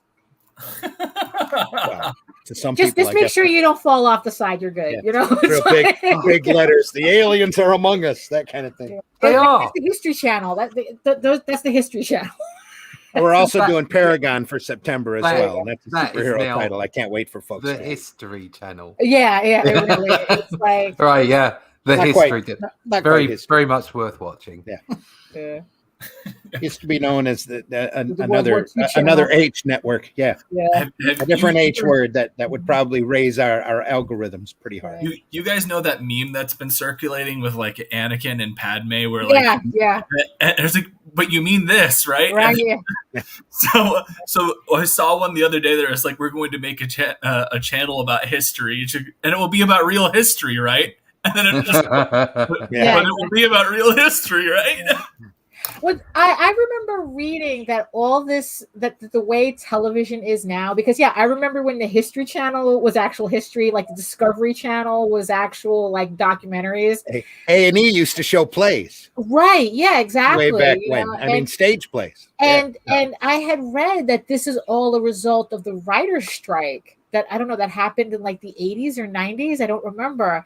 Early 2000s. Oh, okay. So there you go. That's And what happened was that all the studios realized that it was a lot cheaper to do reality shows because you didn't need writers, you didn't need union writers for that. So it's like reality, ancient aliens. Reality. Yeah, exactly. It's literally screwed my favorite TV series. The writer's strike did. Journeyman. Just a brilliant short piece of work that it was so good, and Kevin McKidd deserves way more work than he gets. He got so discouraged after the writer's strike and the fact that NBC yanked the show through different time periods. At least he got the 13th episode of the show. He was able to tie everything off with a beautiful, just phenomenal bow, just amazing. That left me in awe of the writing and the direction, even the direction on it, because the show starts with them crawling out of an eye, and the show ends with them crawling back into an eye. It's just amazing, but great symmetry. He left network television and ran over and did Cash, something in Cash. That was a pair of goofy lawyers. After that, Tango and Cash. He couldn't take anything seriously anymore because he was so bitter at the networks. Wasn't that a Stallone movie? Tango and Cash? Tango and Cash, yeah. Right. Yeah, it was a pair of goofy lawyers. Right. And I know. It's got the guy from Saved by the Bell in it. Yeah, the guy from Ally McBeal was one of the characters. Oh my goodness. Malcolm McDowell was the head of the law firm at the time. Yes. For a while, yeah. Just a lot of scenery chewing and a lot of goofy. The show is Franklin and Bash. There we go. Yeah, Tango and Cash rhymes with Tango and Cash. Right. Franklin and Bash. That's a completely different thing. Right, exactly. Wait a second. No, that's not right. No, but it's anyway. And also what happened was that studios being studios, they took people being desperate for entertainment and watching garbage like Teen Mom and shit as, this is what people want to watch, as opposed to we're just desperate to watch something. Now we can still sell commercials, so it's all good. And we pay how much for the show? Let's do this. Exactly. A lot of game shows sprung up after that. Yeah. For the same reason. Real cheap to produce. Only, we got to pay the models how much to stand there next to the suitcases. Well, we got to stop that shit. Yeah, exactly. Yeah, but it's sexist. Yeah, that's it. That's what we'll tell everybody. Not that we just don't want to pay them, but yeah. In fact, says he fell off of the side of the earth once. Yeah. I remember the history. That was the joke. That was the joke. It was the other H channel. Yes. Yeah. That's just one of the H word. You don't want to say too much because the algorithm will pick up just like the second N word. That's true. Yeah. That's true. Yeah. The one that rhymes with Yahtzee. All right. FX Comics come to Europe. That's really the only good history content that's left on the History Channel is anything to do with World War II generally. Yeah. Like, because the rest of it's literally just ancient aliens. It's just, like, you guys are fucking serious, right? The guy constantly going, I don't want to say it was aliens, but it was aliens. aliens. I'm just jealous he has hair.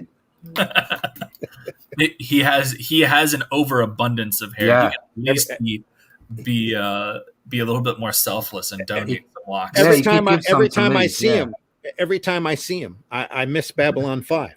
JD's watching that now.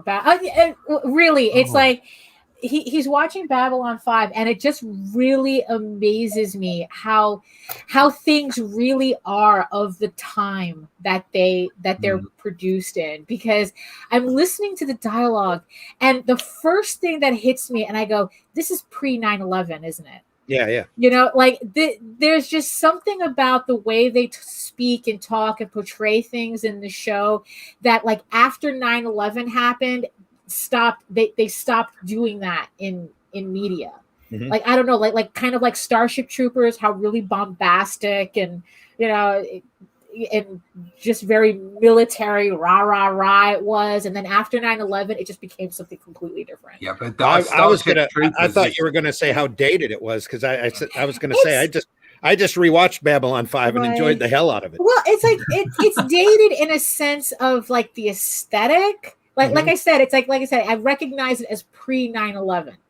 You know, I mean, it's like a TV show. I mean, you know, I'm not into it. I mean, I was more Deep Space Nine, you know, type of person. Into The Imitation. That's cool. Yes, I was into The Imitation. I was into The Imitation crab meat. See, Starship Troopers isn't right now because of the dangerous irony that it had running through a deep vein. That's true. Yep. That's a deep true. vein of irony and truth saying in it. You know, Verhoeven has a sense of satire that people do not understand. As well. Starship Troopers, RoboCop. I mean, it's like people don't get it. No, that cracked me up. I mean, just watching that was just like, and the fact that people can't see it, right? You know, it's like, really, right. And it's like going to Pulp Fiction. I went to Pulp Fiction with my friend, and I sat down in a cinema that wasn't the West End of London, let's say. Okay. I sat down in the cinema and several people left and got upset about the film. And me and my mate laughed all the way through. No, it's like, well, what were you expecting? People were saying it was violent. It wasn't violent. Most of it was in your head. It was fantastic dialogue. Yeah, the dialogue was superb. Quentin's another one that a lot of people don't understand. No. You know, like Fight Club was another movie that people just completely misinterpret. Yeah. But sometimes those are the best movies, though, that are completely removed from reality. Right. They don't understand these are satires. Yeah. Everyone thought it was going to be Bloodsport by Jean-Claude Van Damme. It's like, no, that's not the point. Well, that's certainly what people have turned it into as far as the cult followers. Like, oh, yeah, that's the only thing. Oh, you don't talk about Fight Club.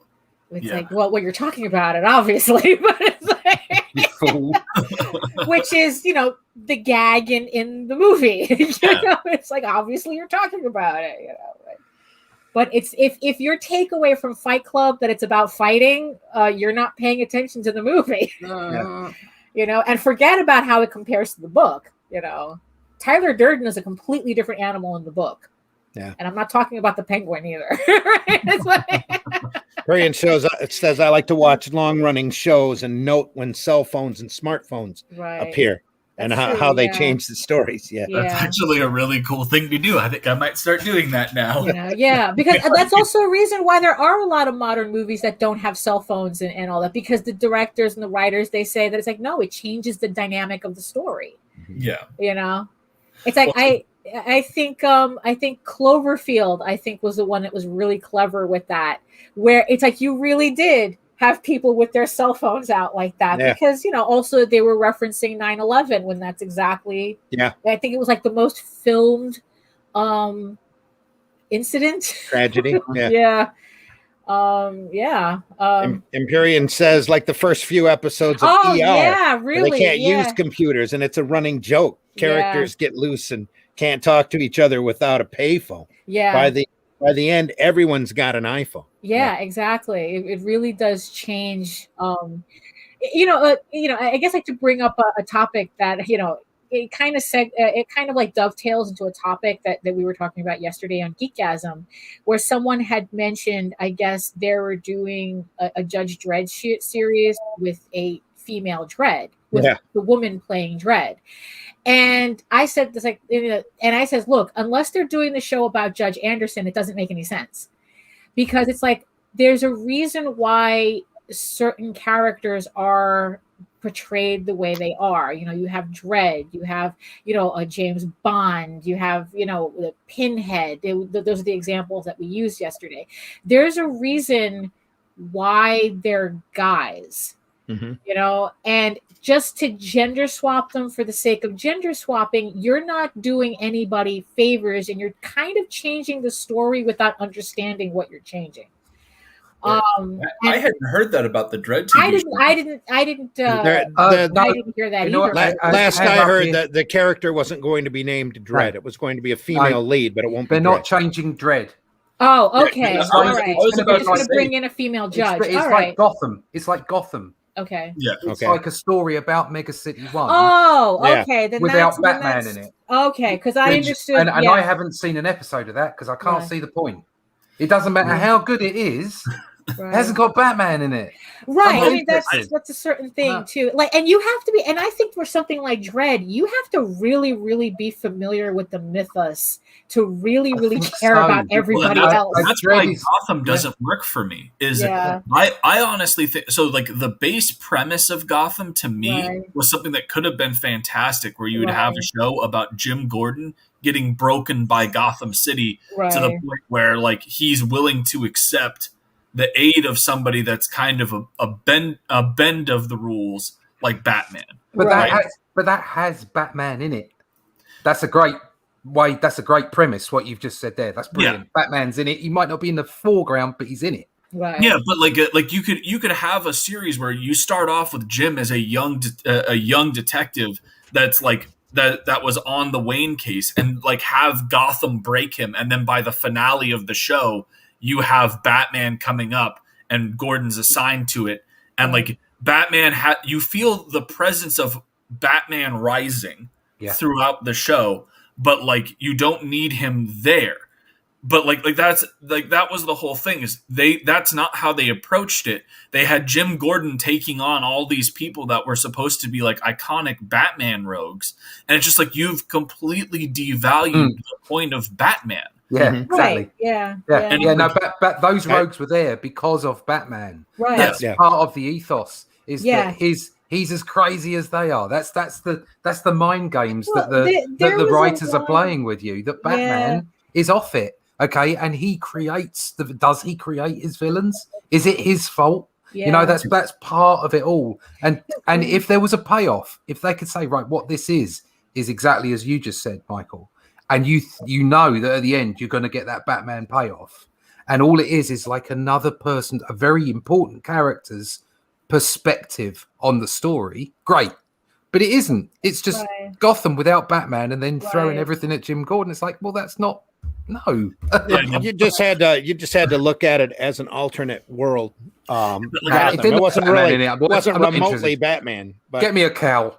Yeah, I mean, because that there was a line, I think, in the first Nolan Batman, because I can't keep track of all these different Batman movies in my head, where I think like at the very end, where it's like they hint at the Joker, and and Commissioner Gordon tells Batman the line that's because like something about you're the weapon, so of course people, so it's like it encourages other people to bring in larger. I don't remember the line, but it pretty much he's saying that because of you. He says you've changed things. Yeah, these people now exist. Yeah, you've changed the rules. Right. Yeah. Well, So that was a running theme in a number of comics back in the 60s and 70s, where they explained that Superman raised the bar and things came up to meet it. Batman raised the insanity bar, things came up to meet it in order for there to be that peril. It's part of the genius of the Watchmen.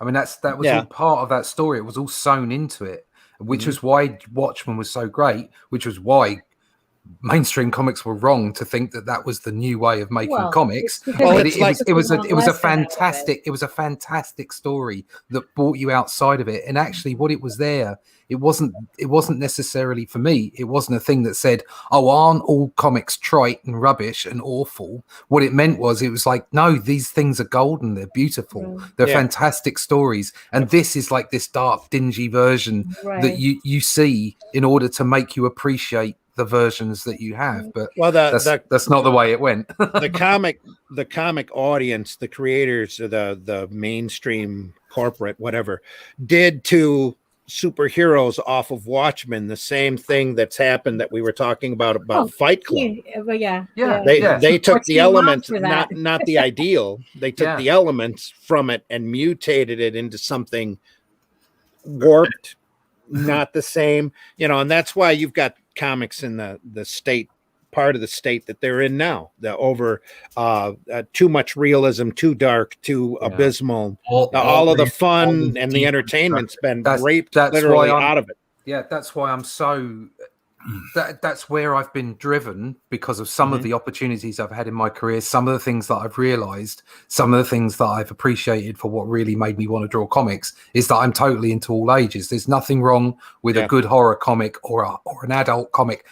You should make all kinds of comics, with all kinds of ideologies, with all kinds of politics, with all kinds of views, everything. Make all comics, okay? But for me, I just want to make all ages comics that somebody can sit down as a family and read if they want to, or they can pass around, or they can leave on a sideboard or on a desk and know that if their kid's going to pick it up, all the kid's going to do is go, "Oh, wow, this is great." That's the kind of comic I want to make. So I just want to read superheroes that make you feel better again when you're done reading it, instead of more depressed or more worried about the abysmalness of reality. We all say that we're happy with independent. I am. I love where I am. Yeah. But if you got that opportunity to do that all ages thing and to think that you could do something with it, I mean, that would be a great thing. But there's just I can't see where it's coming from at the moment. Bye, Jake. Jake's got to go mow the lawn. And Varian says Cesar Romero was the greatest. Yeah, he was. And Adam West was the best possible Batman. Best possible Batman for the time. Yeah, not sure about that. They're all different. They're all different. We all have different. CW is still begging DC to allow them to do a Batman show. I don't. Well, I mean, it's crazy because the Superman and Lois show that's been going on is actually really good.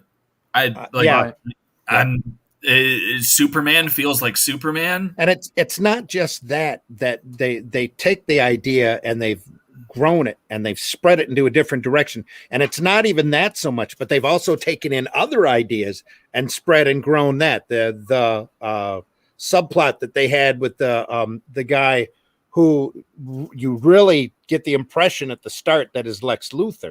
Yeah. That, in my opinion, that was genius. Was so good. Just genius. And I can't wait, though I haven't seen the last couple of episodes, but they've already showed that both of the kids have power. Yeah. Both of them are super powered, and they haven't, the one kid hasn't realized it yet.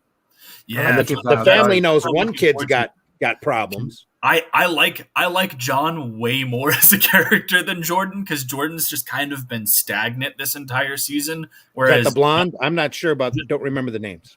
John is the blonde kid that appears to not have the powers, but Jordan's kind of the one that has the powers. Jordan has kind of just been stagnant the entire time. And I think a lot of this has to do with when this show was initially pitched. It was kind of pitched as a version of Peter J. Tomasi's, a combination of Peter J. Tomasi's two comic books from his time on the Superbooks from his Superman comic, which was fantastic, and his Super Sons comic, which was Damian and John teamed up. And so the initial pitch was actually supposed to be, because in the Batwoman universe, Bruce had disappeared, that Superman had taken in Damian.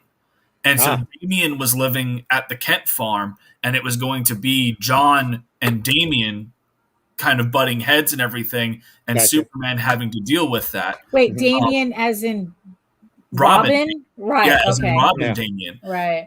Because that was the whole dynamic. Like, everyone really liked that dynamic of the Super Sons book with John and Damian as a buddy team. And so, like, that was what it was supposed to be, but CW said no. So it then changed into them having said no Batman reference, no hardcore Batman. Well, they thought that they had the shot because of the whole Batwoman show. Yeah. And how that's been doing. And well, I mean, that's been tanking. But like that's a whole other discussion. That's really a whole nother can of worms, actually. And it's an interesting pendulum swing between Batwoman and Lois, or Superman and Lois, because you've got this show that's literally you can't watch it. I can't watch it. It's horrible. Just absolutely atrocious. And yet the next show that pops up afterwards is close to genius. And you're sitting there going, it's going to be crap. And then you sit there and you watch it and you go, no, this is actually really good. Yeah. It's like somebody took all the good writers and put them over on Lois and Superman. And they said, you guys can go over there and play there. Yeah. I'm not sure if you recall this, but there's this huge controversy about Superman and Lois before it came out, because they booted. There's always a controversy. They booted one of the writers because she wanted to race swap the Kents. She wanted to push all these different really things. I had no idea. Yeah, no, like that was the whole thing, and she was booted from it, and and it just goes to show, like, the people who are in charge of Superman and Lois give a shit. Yeah. And it's one of these things that you look at Superman and Lois and you go, this is testament to the fact that these stories work best in the episodic format. It really is. And it's crazy, because if they had done something they're all trying to figure out how to do the next Batman movie, but it's like, why aren't you doing like a primetime Batman TV show that's like a procedural detective drama with additional fight scenes? Yes, exactly. Seriously though, Batman's played out. He is played out, but like, at the end of the day, if you're trying to do something new with the character and get the audience engaged the way that they have been, look at how well Superman and Lois has done at bringing in people for Superman, a character that has a lot of people be like, oh well, he's so bland, but now it's the top rating show on TV. It's got the numbers, and even though CW has, in my opinion, tried to kneecap it a few times with the little promotion that they did when it was coming back from its mid-season. They got stuck with the bug too. They had 6 or 7 episodes in the can, and then they had to go off on hiatus. Russ, I'm not sure what you're showing there. I'm showing you Neil Adams. Yeah, it doesn't matter. Neil Adams, Batman, 80s Batman. That is the perfect premise for a decent television show. 100%. But that's the whole thing, is that at the end of the day, these characters thrive on an episodic format. And so, like, if you really want to do the next great big thing with these characters that will bring in the audience, you need to stop looking at it as the box office haul from getting Batman or what have you. Because at the end of the day, as you said, Batman is played out. Like, I'm personally excited for the Matt Reeves Batman film, because I know, like, I am a huge Matt Reeves fan, and every single thing that man has touched is fucking gold. And so I'm giving him the benefit of the doubt. And if it's bad, that's on me. But like, I am excited for that. But at the end of the day, there's a reason why there's so much there. There's controversy about it, but people just don't talk about it because they don't care. Because this is the 7th time Batman has been on the big screen in the past decade. Put it on the chat. Look what they did with over here. What we did with Sherlock. Yes. Yeah. Sherlock was brilliant. Absolutely. Every single episode. I mean, it wasn't as episodic because of the way that it was done, 3 episodes in a series. Right. But that approach with Batman, with extra action sequences, you'd nail it. People 100%. Would watch it. Really though, with CW, with the type of show that they do, they even given what they've done with Superman and Lois, if they want to do something Batman right now, they really need to do Bruce. Bruce. Dick. Nightwing. Nightwing. They really need to do Nightwing really bad. And that that's a younger look. And not even have Batman in it. They've unfortunately already kind of done that with Titans, and Titans sucks. Yeah. Like, it's not good. Like, the first season was okay, and the second season was going pretty strong until the last 4 episodes where they ruined everything that they had built. Of the second season? Yeah. So, like, the second season... I haven't sat and watched it yet. So the second season, what's really frustrating is you watch the second season, you're like, this should have been the first season. Yeah. Like, it's got a lot of this. It feels like the new Teen Titans run that started it all. It's far more a lot lighter in tone in a lot of ways. Dick Grayson acts more like Dick Grayson. You have a lot of really great character stuff that happens, and then the last 4 episodes, they managed to take all this momentum that they have built in the second season and just throw it straight in the fucking dumpster. Wow. And so it was to the point where, like, they had built up some goodwill from me in the first season where it wasn't near the dumpster fire I was expecting. So I was like, okay, I'll give the second season a try. And then the second season was getting me enthusiastic. Now the third season's about to come out, and I don't even fucking care. Even though that's the worst. Even though it's like Barbara Gordon's going to be in the show, and like Barbara is one of my favorite comic characters, and she's coming to the screen really for the first time since the Adam West Batman TV show. Yeah. And I just don't give a shit. Yeah. And that depresses me. Yeah. That's the worst when something that used to excite you just greets you just have pure apathy for it. But I mean, but what do you think that is like? Just like the quality of the writers. I mean, did the writers change? Because in the end, that's the common denominator. Is it sucky writers gives you a sucky show? Well, and that's the whole thing. Is what's really unfortunate is that there is talent in that writing room, and you see it especially in that second season. Like the episodes where they introduce Connor Kent Superboy are like brilliant. They do a lot of just really good stuff in that second season, and then the last 4 episodes is just. It showcases that it doesn't matter how talented these writers are. The biggest problem is they have people in that writer's room that do not have faith in the source material. Oh, that's that's really good.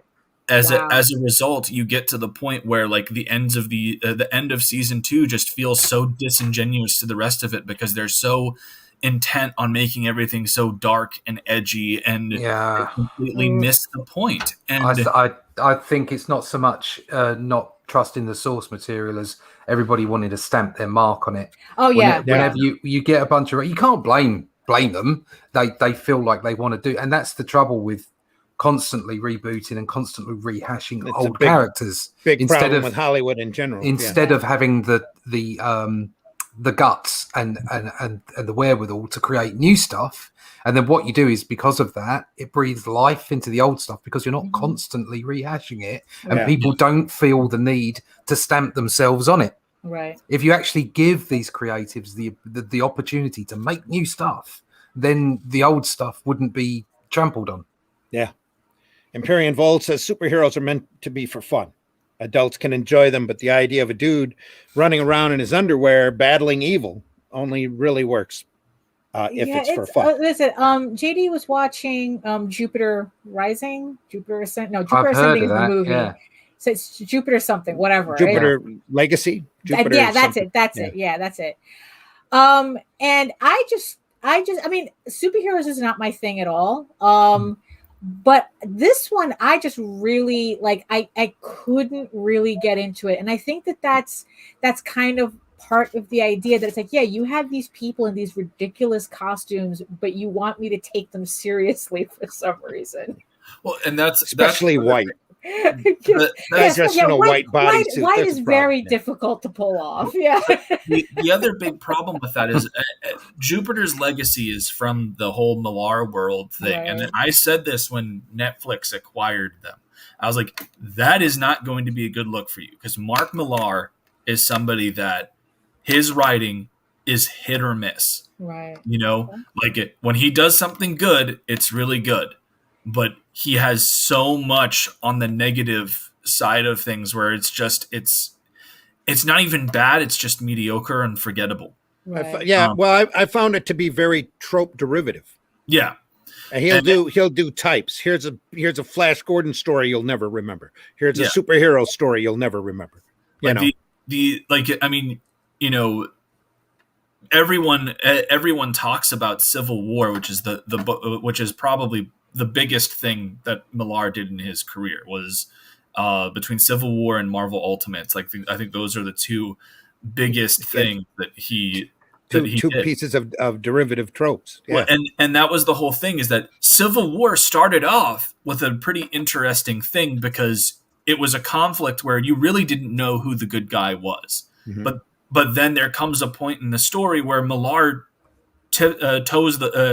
creates a good guy and a bad guy to the conflict. It stops being a coherent commentary the way that it was supposed to be and becomes there is a right and there is a wrong. And that was the problem. But like Ultimates, again, it's just so many of his stories end up just feeling hollow and empty. They're really good sales because they're when he was with Marvel and DC and everything, they would be massive crossover events where he'd bring in massive casts of characters with an interesting premise. But almost always, all of these stories ended up in an ending that people weren't happy with. Or a meandering execution. Yeah, wandering all over the place. Whole thing was that when they acquired Millar World, I was like, I don't think you guys realize what you just signed up for. Like you have not done yourself a favor, because his stories aren't going to translate well. And Jupiter's Legacy is the first one of these Millar World productions that has been put out there, and it was canceled within 2 or 3 weeks of it being right. It didn't fit their algorithm. Whatever it wasn't getting the views. Yeah, it had a horrible critical reception. It had a passable audience reception, and people weren't streaming it. Yeah, so practically no buzz anywhere about it. Yeah, it's one of those things. Worst superhero I've watched is Batwoman. I got these 6 episodes, and the writing was just so bad. You made it farther than I did. I finished and Dave. I finished like the first episode, and I just couldn't anymore. I watched the whole first season.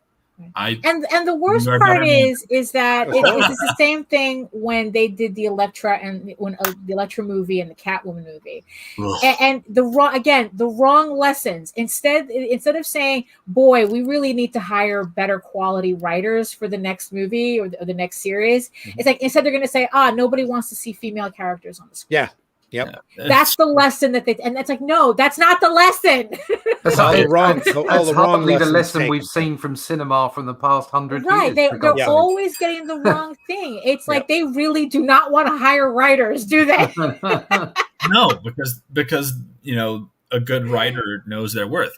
That's CW though, Bristolian. They renew everything until that horse has got to be beaten dead. Batwoman, the crew has to leave. The Batwoman, they confirmed that the 3rd season will be the final season, which I think is their way of canceling it without canceling it. Because they don't letting it end. They don't want to face the lynch mob of having to cancel the first LGBTQA and Black-led female show. Yeah, but at the same time, how much of the fact that this thing is failing because they thought that was enough to get over and not dedicate quality writers to that product. That was their entire marketing standpoint. Was pushing the sexuality and identity of the character. Look, it's like the same thing that it's like look, there's this whole joke on Twitter about like the second it turns to July 1st, all the companies forget that gay people exist. And like clockwork, the whole thing about Loki being bisexual and this because of one fucking line. It's like I wish that independent comics got the same love and goodwill corporations get for bullshit platitudes.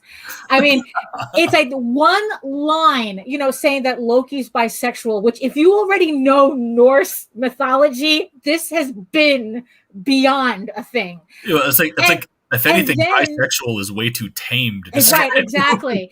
And then today, July 1st, like almost like it was a joke, already Disney is saying that they are never going to mention it again. You know, it's like, oh, so you mean bisexual as in every 2 years? Is it July 1st? 1201? Oh, we're never mentioning that shit again. Right, exactly. It's like, you know, it's like, oh, Loki bisexual? No. Every 2 years and only in June. That's what bisexual means to us. You know, put the rainbow flag back in the drawer, Joe. Right, exactly. So it's time like, to move on. Yeah, so that this doesn't surprise me. So they thought that, oh, if we just announce that this character is gay, you know, my whole hatred of the term strong female character, because that's what they're writing on. They're not writing on putting in quality writers who can do proper stories and proper characterizations in spite of everything else. And instead, this is how stupid corporations think you are. The thing that got me with Batwoman, you know, wasn't her sexual preference. It's the really horrible writing on that show. And they would not get rid of that freaking Alice. Holy crap, that character was terrible right from the we're going to do Harley Quinn light and it'll be great. And she never went the fuck away. Randy, you know what the sad thing is that Alice is legitimately Kate Kane's like #1 antagonist in her books. That is them following like her original run. That is her legitimate Joker character. That idea was as irritating to me as the constant flashbacks in Arrow. I'm just going to say one. Hey, what are you cooking on the stove? Macaroni and cheese. I remember when we cooked macaroni and cheese on the island. I'm going to roll back. I'll spend 5 minutes talking about macaroni and cheese on the island. I'm going to try and balance this. Just in all fairness to all the writers, I think so many writer rooms and so many creatives get interfered with by executives. Oh, absolutely. Absolutely, that is they do. So to all the creatives out there, whether I like your work or not, it's got to be tough. Because they're probably getting prodded and pushed about all the time. I call after the whole Game of Thrones thing, I call it writing by Reddit, where it's like they're more concerned about how people are going to react to what they're writing as opposed to what they're supposed to be actually writing. Yeah, if you're worried, if you concentrate on your story, everything else should be secondary. There's a massive confusion between bending over and backwards and saying the fans can have whatever they want. I must give the fans everything. And people saying, no, I'm the creative. Yeah. And you will love what I make. No. Yeah. There's a halfway house. Yeah. It's like make your stuff and be happy and be thankful for people enjoying it, and maybe play with the fans. Or play with, I hate the word fans, play with the audience, play with the consumer, play with the people that you're communicating with and say, okay, maybe I'll put a bit of that stuff in because people love it, but don't stray from the core of what you're trying to produce. Be faithful to it, but at the same time, don't be rotten to people. Right, because isn't there somewhere in between we can all work with? I thought that it was really funny that the showrunners for Game of Thrones lost all of their future jobs after season. Absolutely. And the whole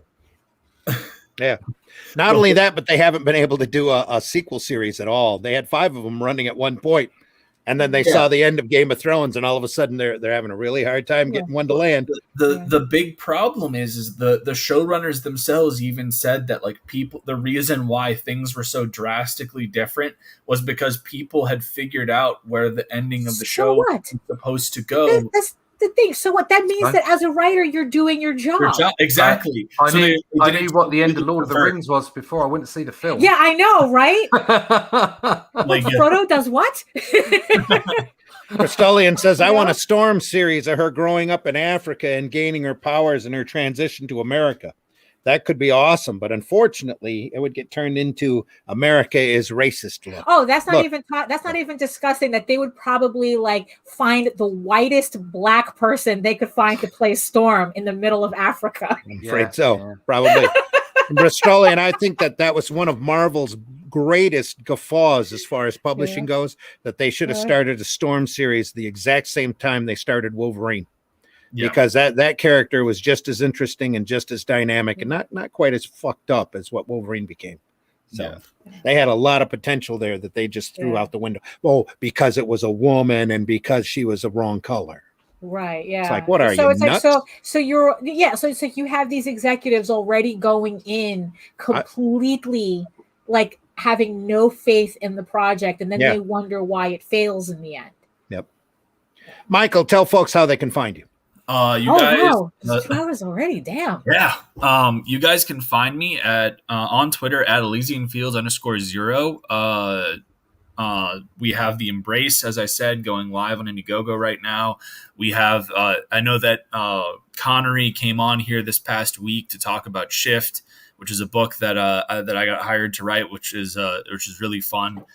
We have a mailing list up for that. I'll make sure I'll post that in the chat. So do it in the chat, not the private chat. Oh, I'm sure you put that in the chat. I'll go to the chat after the video because I don't have it pulled up. And then we also have our 9 Realms Publishing Patreon, which is a great way to sign up, get sneak peeks at upcoming projects, and it's kind of serving as like the beta for what I'm hoping to establish as a 9 Realms website where you can sign on, subscribe to an annual catalog of books, everything like that. So that's what I'm doing until I can actually scrounge up enough to get an actual website built that's worth the money. So I just tossed it in the chat for you. All right, thanks. But yeah, so that's where you guys can find me. We have a Facebook, 9 Realms Publishing on Facebook. But yeah, I'll pass it to Russ. Great, Russ. Tell people how they can find you. Yeah, you can find me on YouTube as Comic Book Black Belt. There's stuff on my channel for people to check out how I produce my work. They're not tutorials. They're just what I do. And if it's of any interest or any use, you're welcome to it. You can also see me on a Monday night getting drunk and drawing. About 11 o'clock. Going on. Yeah, it's 11 o'clock in the UK, whatever else that is in the US. Whatever I've got on the board that day, I turn on the camera for an hour, have a couple of Jack Daniels and talk some rubbish out of my wrong end. And then, so you can see me there on YouTube. You can find me as russleach.com or comicbookblackbelt.com. Please sign up to the email list. My campaign for Only Death Can Save Us is ending on the 2nd of July. Anybody who has backed that campaign or is on my email list will receive a fantastic pin-up if they back the second book, and it's exclusive to them. There'll be a secret perk that only they can see through my email list. So sign up to the email list, and you can still see Only Death Can Save Us on onlydeathcansaveus.com. There is a link there to the in-demand store over on Indiegogo, and it's there until 2nd of July. You can also find me on Minds, Instagram, the Twitter, and the Fleecebook. Come by and talk to me about comic book art. Cool. Daphne, let folks know how they can find you. Yeah, you can find me at my main portfolio site, egoworks.com, EGOWRKS, where you can find links to all of my galleries and social media sites. But I mostly post to Facebook if you want to see like work in progress and whatever silly stuff I decide to post there. You can also read the first 5 issues of Eagle Raven, Heir of the First Unicorn, in its original black and white format. But if you prefer your fantasy to be more adventure oriented as opposed to being like a soap opera, you can head on over to Tall Tales Online, TAILS, and read the first 20 issues of Tall Tales for free. And don't forget to sign up for our monthly newsletter because we have some more campaigns coming up and we don't want you to miss anything. So thank you. egoworks.com. Great. We want to remind folks that right now for a period of time, they jump over to GeminiComicSupply.com and they order their Gemini mailers, which we know everybody in the who's in the crowdfunding market needs and uses on a regular basis. They are the standard for shipping for crowdfunding projects. To jump over there now, get your Gemini mailers, use the coupon code VOLT10, VOLT10, and you'll get 10% off of your order. Thanks to the folks at Gemini Mailers and Indie Volt and Varian, who wasn't able to get back with us today. Apparently his internet is still down. Let's not forget Liberty Distribution, Liberty Entertainment Distribution, www.ledg.us.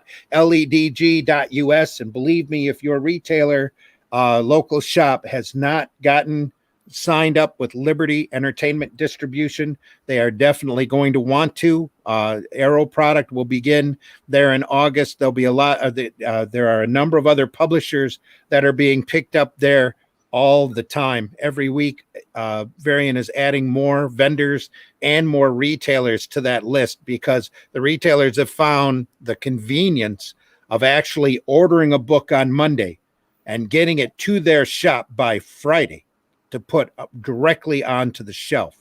And that's what Liberty is all about, is to give you that freedom of not having to sit there and bite your nails for 3 months, worried that, is that guy in the green section actually going to hit his deadline? He promised, that kind of thing. No, anything you see listed on Liberty is available immediately for you to sell in your shops. So want to make some quick money? Go over there, take a look at the quality. Just like with all the comics, some of them might not fit your standards. Some of them you might not have customers there, but also on top of being a service direct to you, Liberty also has a pledge that if you do get a book from them and you put it on your shelf and you can't move it, because all the books from Liberty come bagged and boarded already. If you can't move that book, you contact Liberty back again and you can swap it for another book. So you're not going to be out that money. You're not going to have to worry about if you got to blow that book out for a quarter, or even if you have to buy 25 of that title just to get that one book that actually sells. So do give Liberty a chance. Give it a look over, ledg.us. It's an up-and-coming distribution service I cannot recommend highly enough. And I'm very looking forward to doing product exclusively through Liberty beginning in August. So that includes the Revolt book, which will be a regular monthly title. Luke Stone's Hybrids, which is he's already working on, I believe he's working on the script for issue 12 as we broadcast this show. So he's already got close to 10 books sitting in the can. So, and it's ready to go. It's not going to be a worry about whether or not it's going to make a deadline. This product is going to be there. It's going to be available. It's going to need to go up on your shelves and hopefully make you some money. So please go over there and take a look. I'm just looking for anything else. You'll find us back here on there's backer shots over on the Lola, the Indie Princess channel here on Saturday at 9. Then Sunday at 9 in the morning, 9 a.m. Eastern Standard Time, we'll do an episode of Sunday Funnies, which is probably going to be amazingly like today's broadcast, where we wander around and talk about stuff. Or it'll end up like Breakfast Buzz. Or it might be a Breakfast Buzz. Tuesday nights at 9 p.m. is our live wire broadcast where we talk about the industry and comics in general. Then Wednesday night at 9 p.m. is Geekgasm, where we talk about geekdom mainly from a feminine perspective. So please join us back then. Everything is available over on Indie Volt YouTube channel, indievolt.com for Indie Volt Radio. Want to tell everybody we deeply appreciate you listening today. We do not have numbers in front of us because Varian is not here. So definitely go over and check out indievolt.com. Use the link over to Indie Volt Radio whenever there's not podcasts like this playing, or great other great shows up there that are comic oriented. You'll find a great selection of alternative and independent music programmed by Lola, the Indie Princess herself. There's also a Roku channel available, Indie Volt TV, where they show movies and wrestling programs and podcasts here that might be a little bit too strong, shall we say, for YouTube to carry. We have moved over to the Roku channel, available for your streaming convenience. Also, we are very interested in your feedback. Indie Volt Live at indievolt.com. Please send us your questions, your statements, your niceties, and even your vitriol. We will your happily put that. Misinterpretations, your out of context. Definitions. We will definitely put those on a card and discuss it on a future show. Please include Indie Volt Live in the subject line. Please keep your emails to 90 words or less so that Varian can hopefully take the time to print them on a card so that we can discuss them directly. So we want to appreciate everybody stopping by today. I've been your host, Randy Zimmerman. You can contact me directly through Facebook under Randy Zimmerman, Randy Zim under the Twitter. Also, look for Arrow Comics 4.0 on all of your finer social platforms. Go to Linktree for Arrow Comics 4.0 for that directory, and go there and enjoy it. We've got content literally going up daily. Pardon me. Thanks to Nita and Meredith, who are our social media administrators there, and we deeply appreciate their work for us. And they will be, I think they'll be representing Liberty here, if they're not already as well. So looking forward to that, if they're not doing it already. I'm just scrolling through here. We want to, again, make sure everything's set. Don't forget the Indie Volt Awards coming up September 18th. We're still taking submissions or admissions for that. There is a slight fee, which is like $6 or $7 to be considered. It's a judged event, not a popularity contest. It won't be some silly set of shows on the internet, but it will be broadcast live from our local Dave and Buster's, who we picked up as a sponsor, as well as many other national sponsors have come on board in order to raise the quality level and awareness of independent and alternative comics. All independent and alternative comics are welcome to join in and be considered. There is a group of 6 judges, some of which have had decades of experiences, some of which have barely been in the business for a year or so, judging products for their merit and not their popularity. So please go there, and not a set criteria. There's only I think 10 or so categories that we'll be giving awards for, and they will be physical awards that they will have something that they can actually put on a shelf and point to on future broadcasts that they're on. So looking forward to that. That's on September 18th, and that's coming at us like a steamroller at this point. You can go over to indievoltawards.com for more information, plus a countdown clock that you can point and laugh at. So TikTok. It's all good. TikTok. Thanks again, everybody, for listening. We are going to go out the usual way, and we wish you nothing but the best. Daphne says it best. Say it, Daphne. Buy independent comics, especially ours. See you soon, folks. Thanks again for listening. Deeply appreciate it. Take care, everyone. Adios. Stay healthy. Say it one more time, Mike. One more time at the end of the day. Oh, what? Here we go.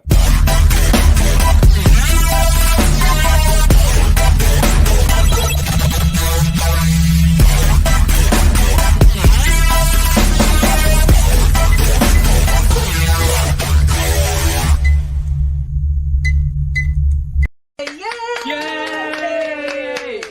Think about what you've accomplished. Drop the taco. Get in the car. What the fuck is the matter with people in this business? You're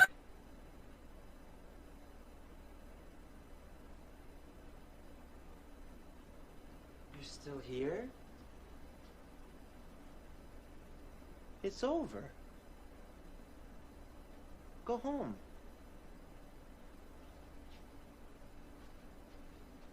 Go.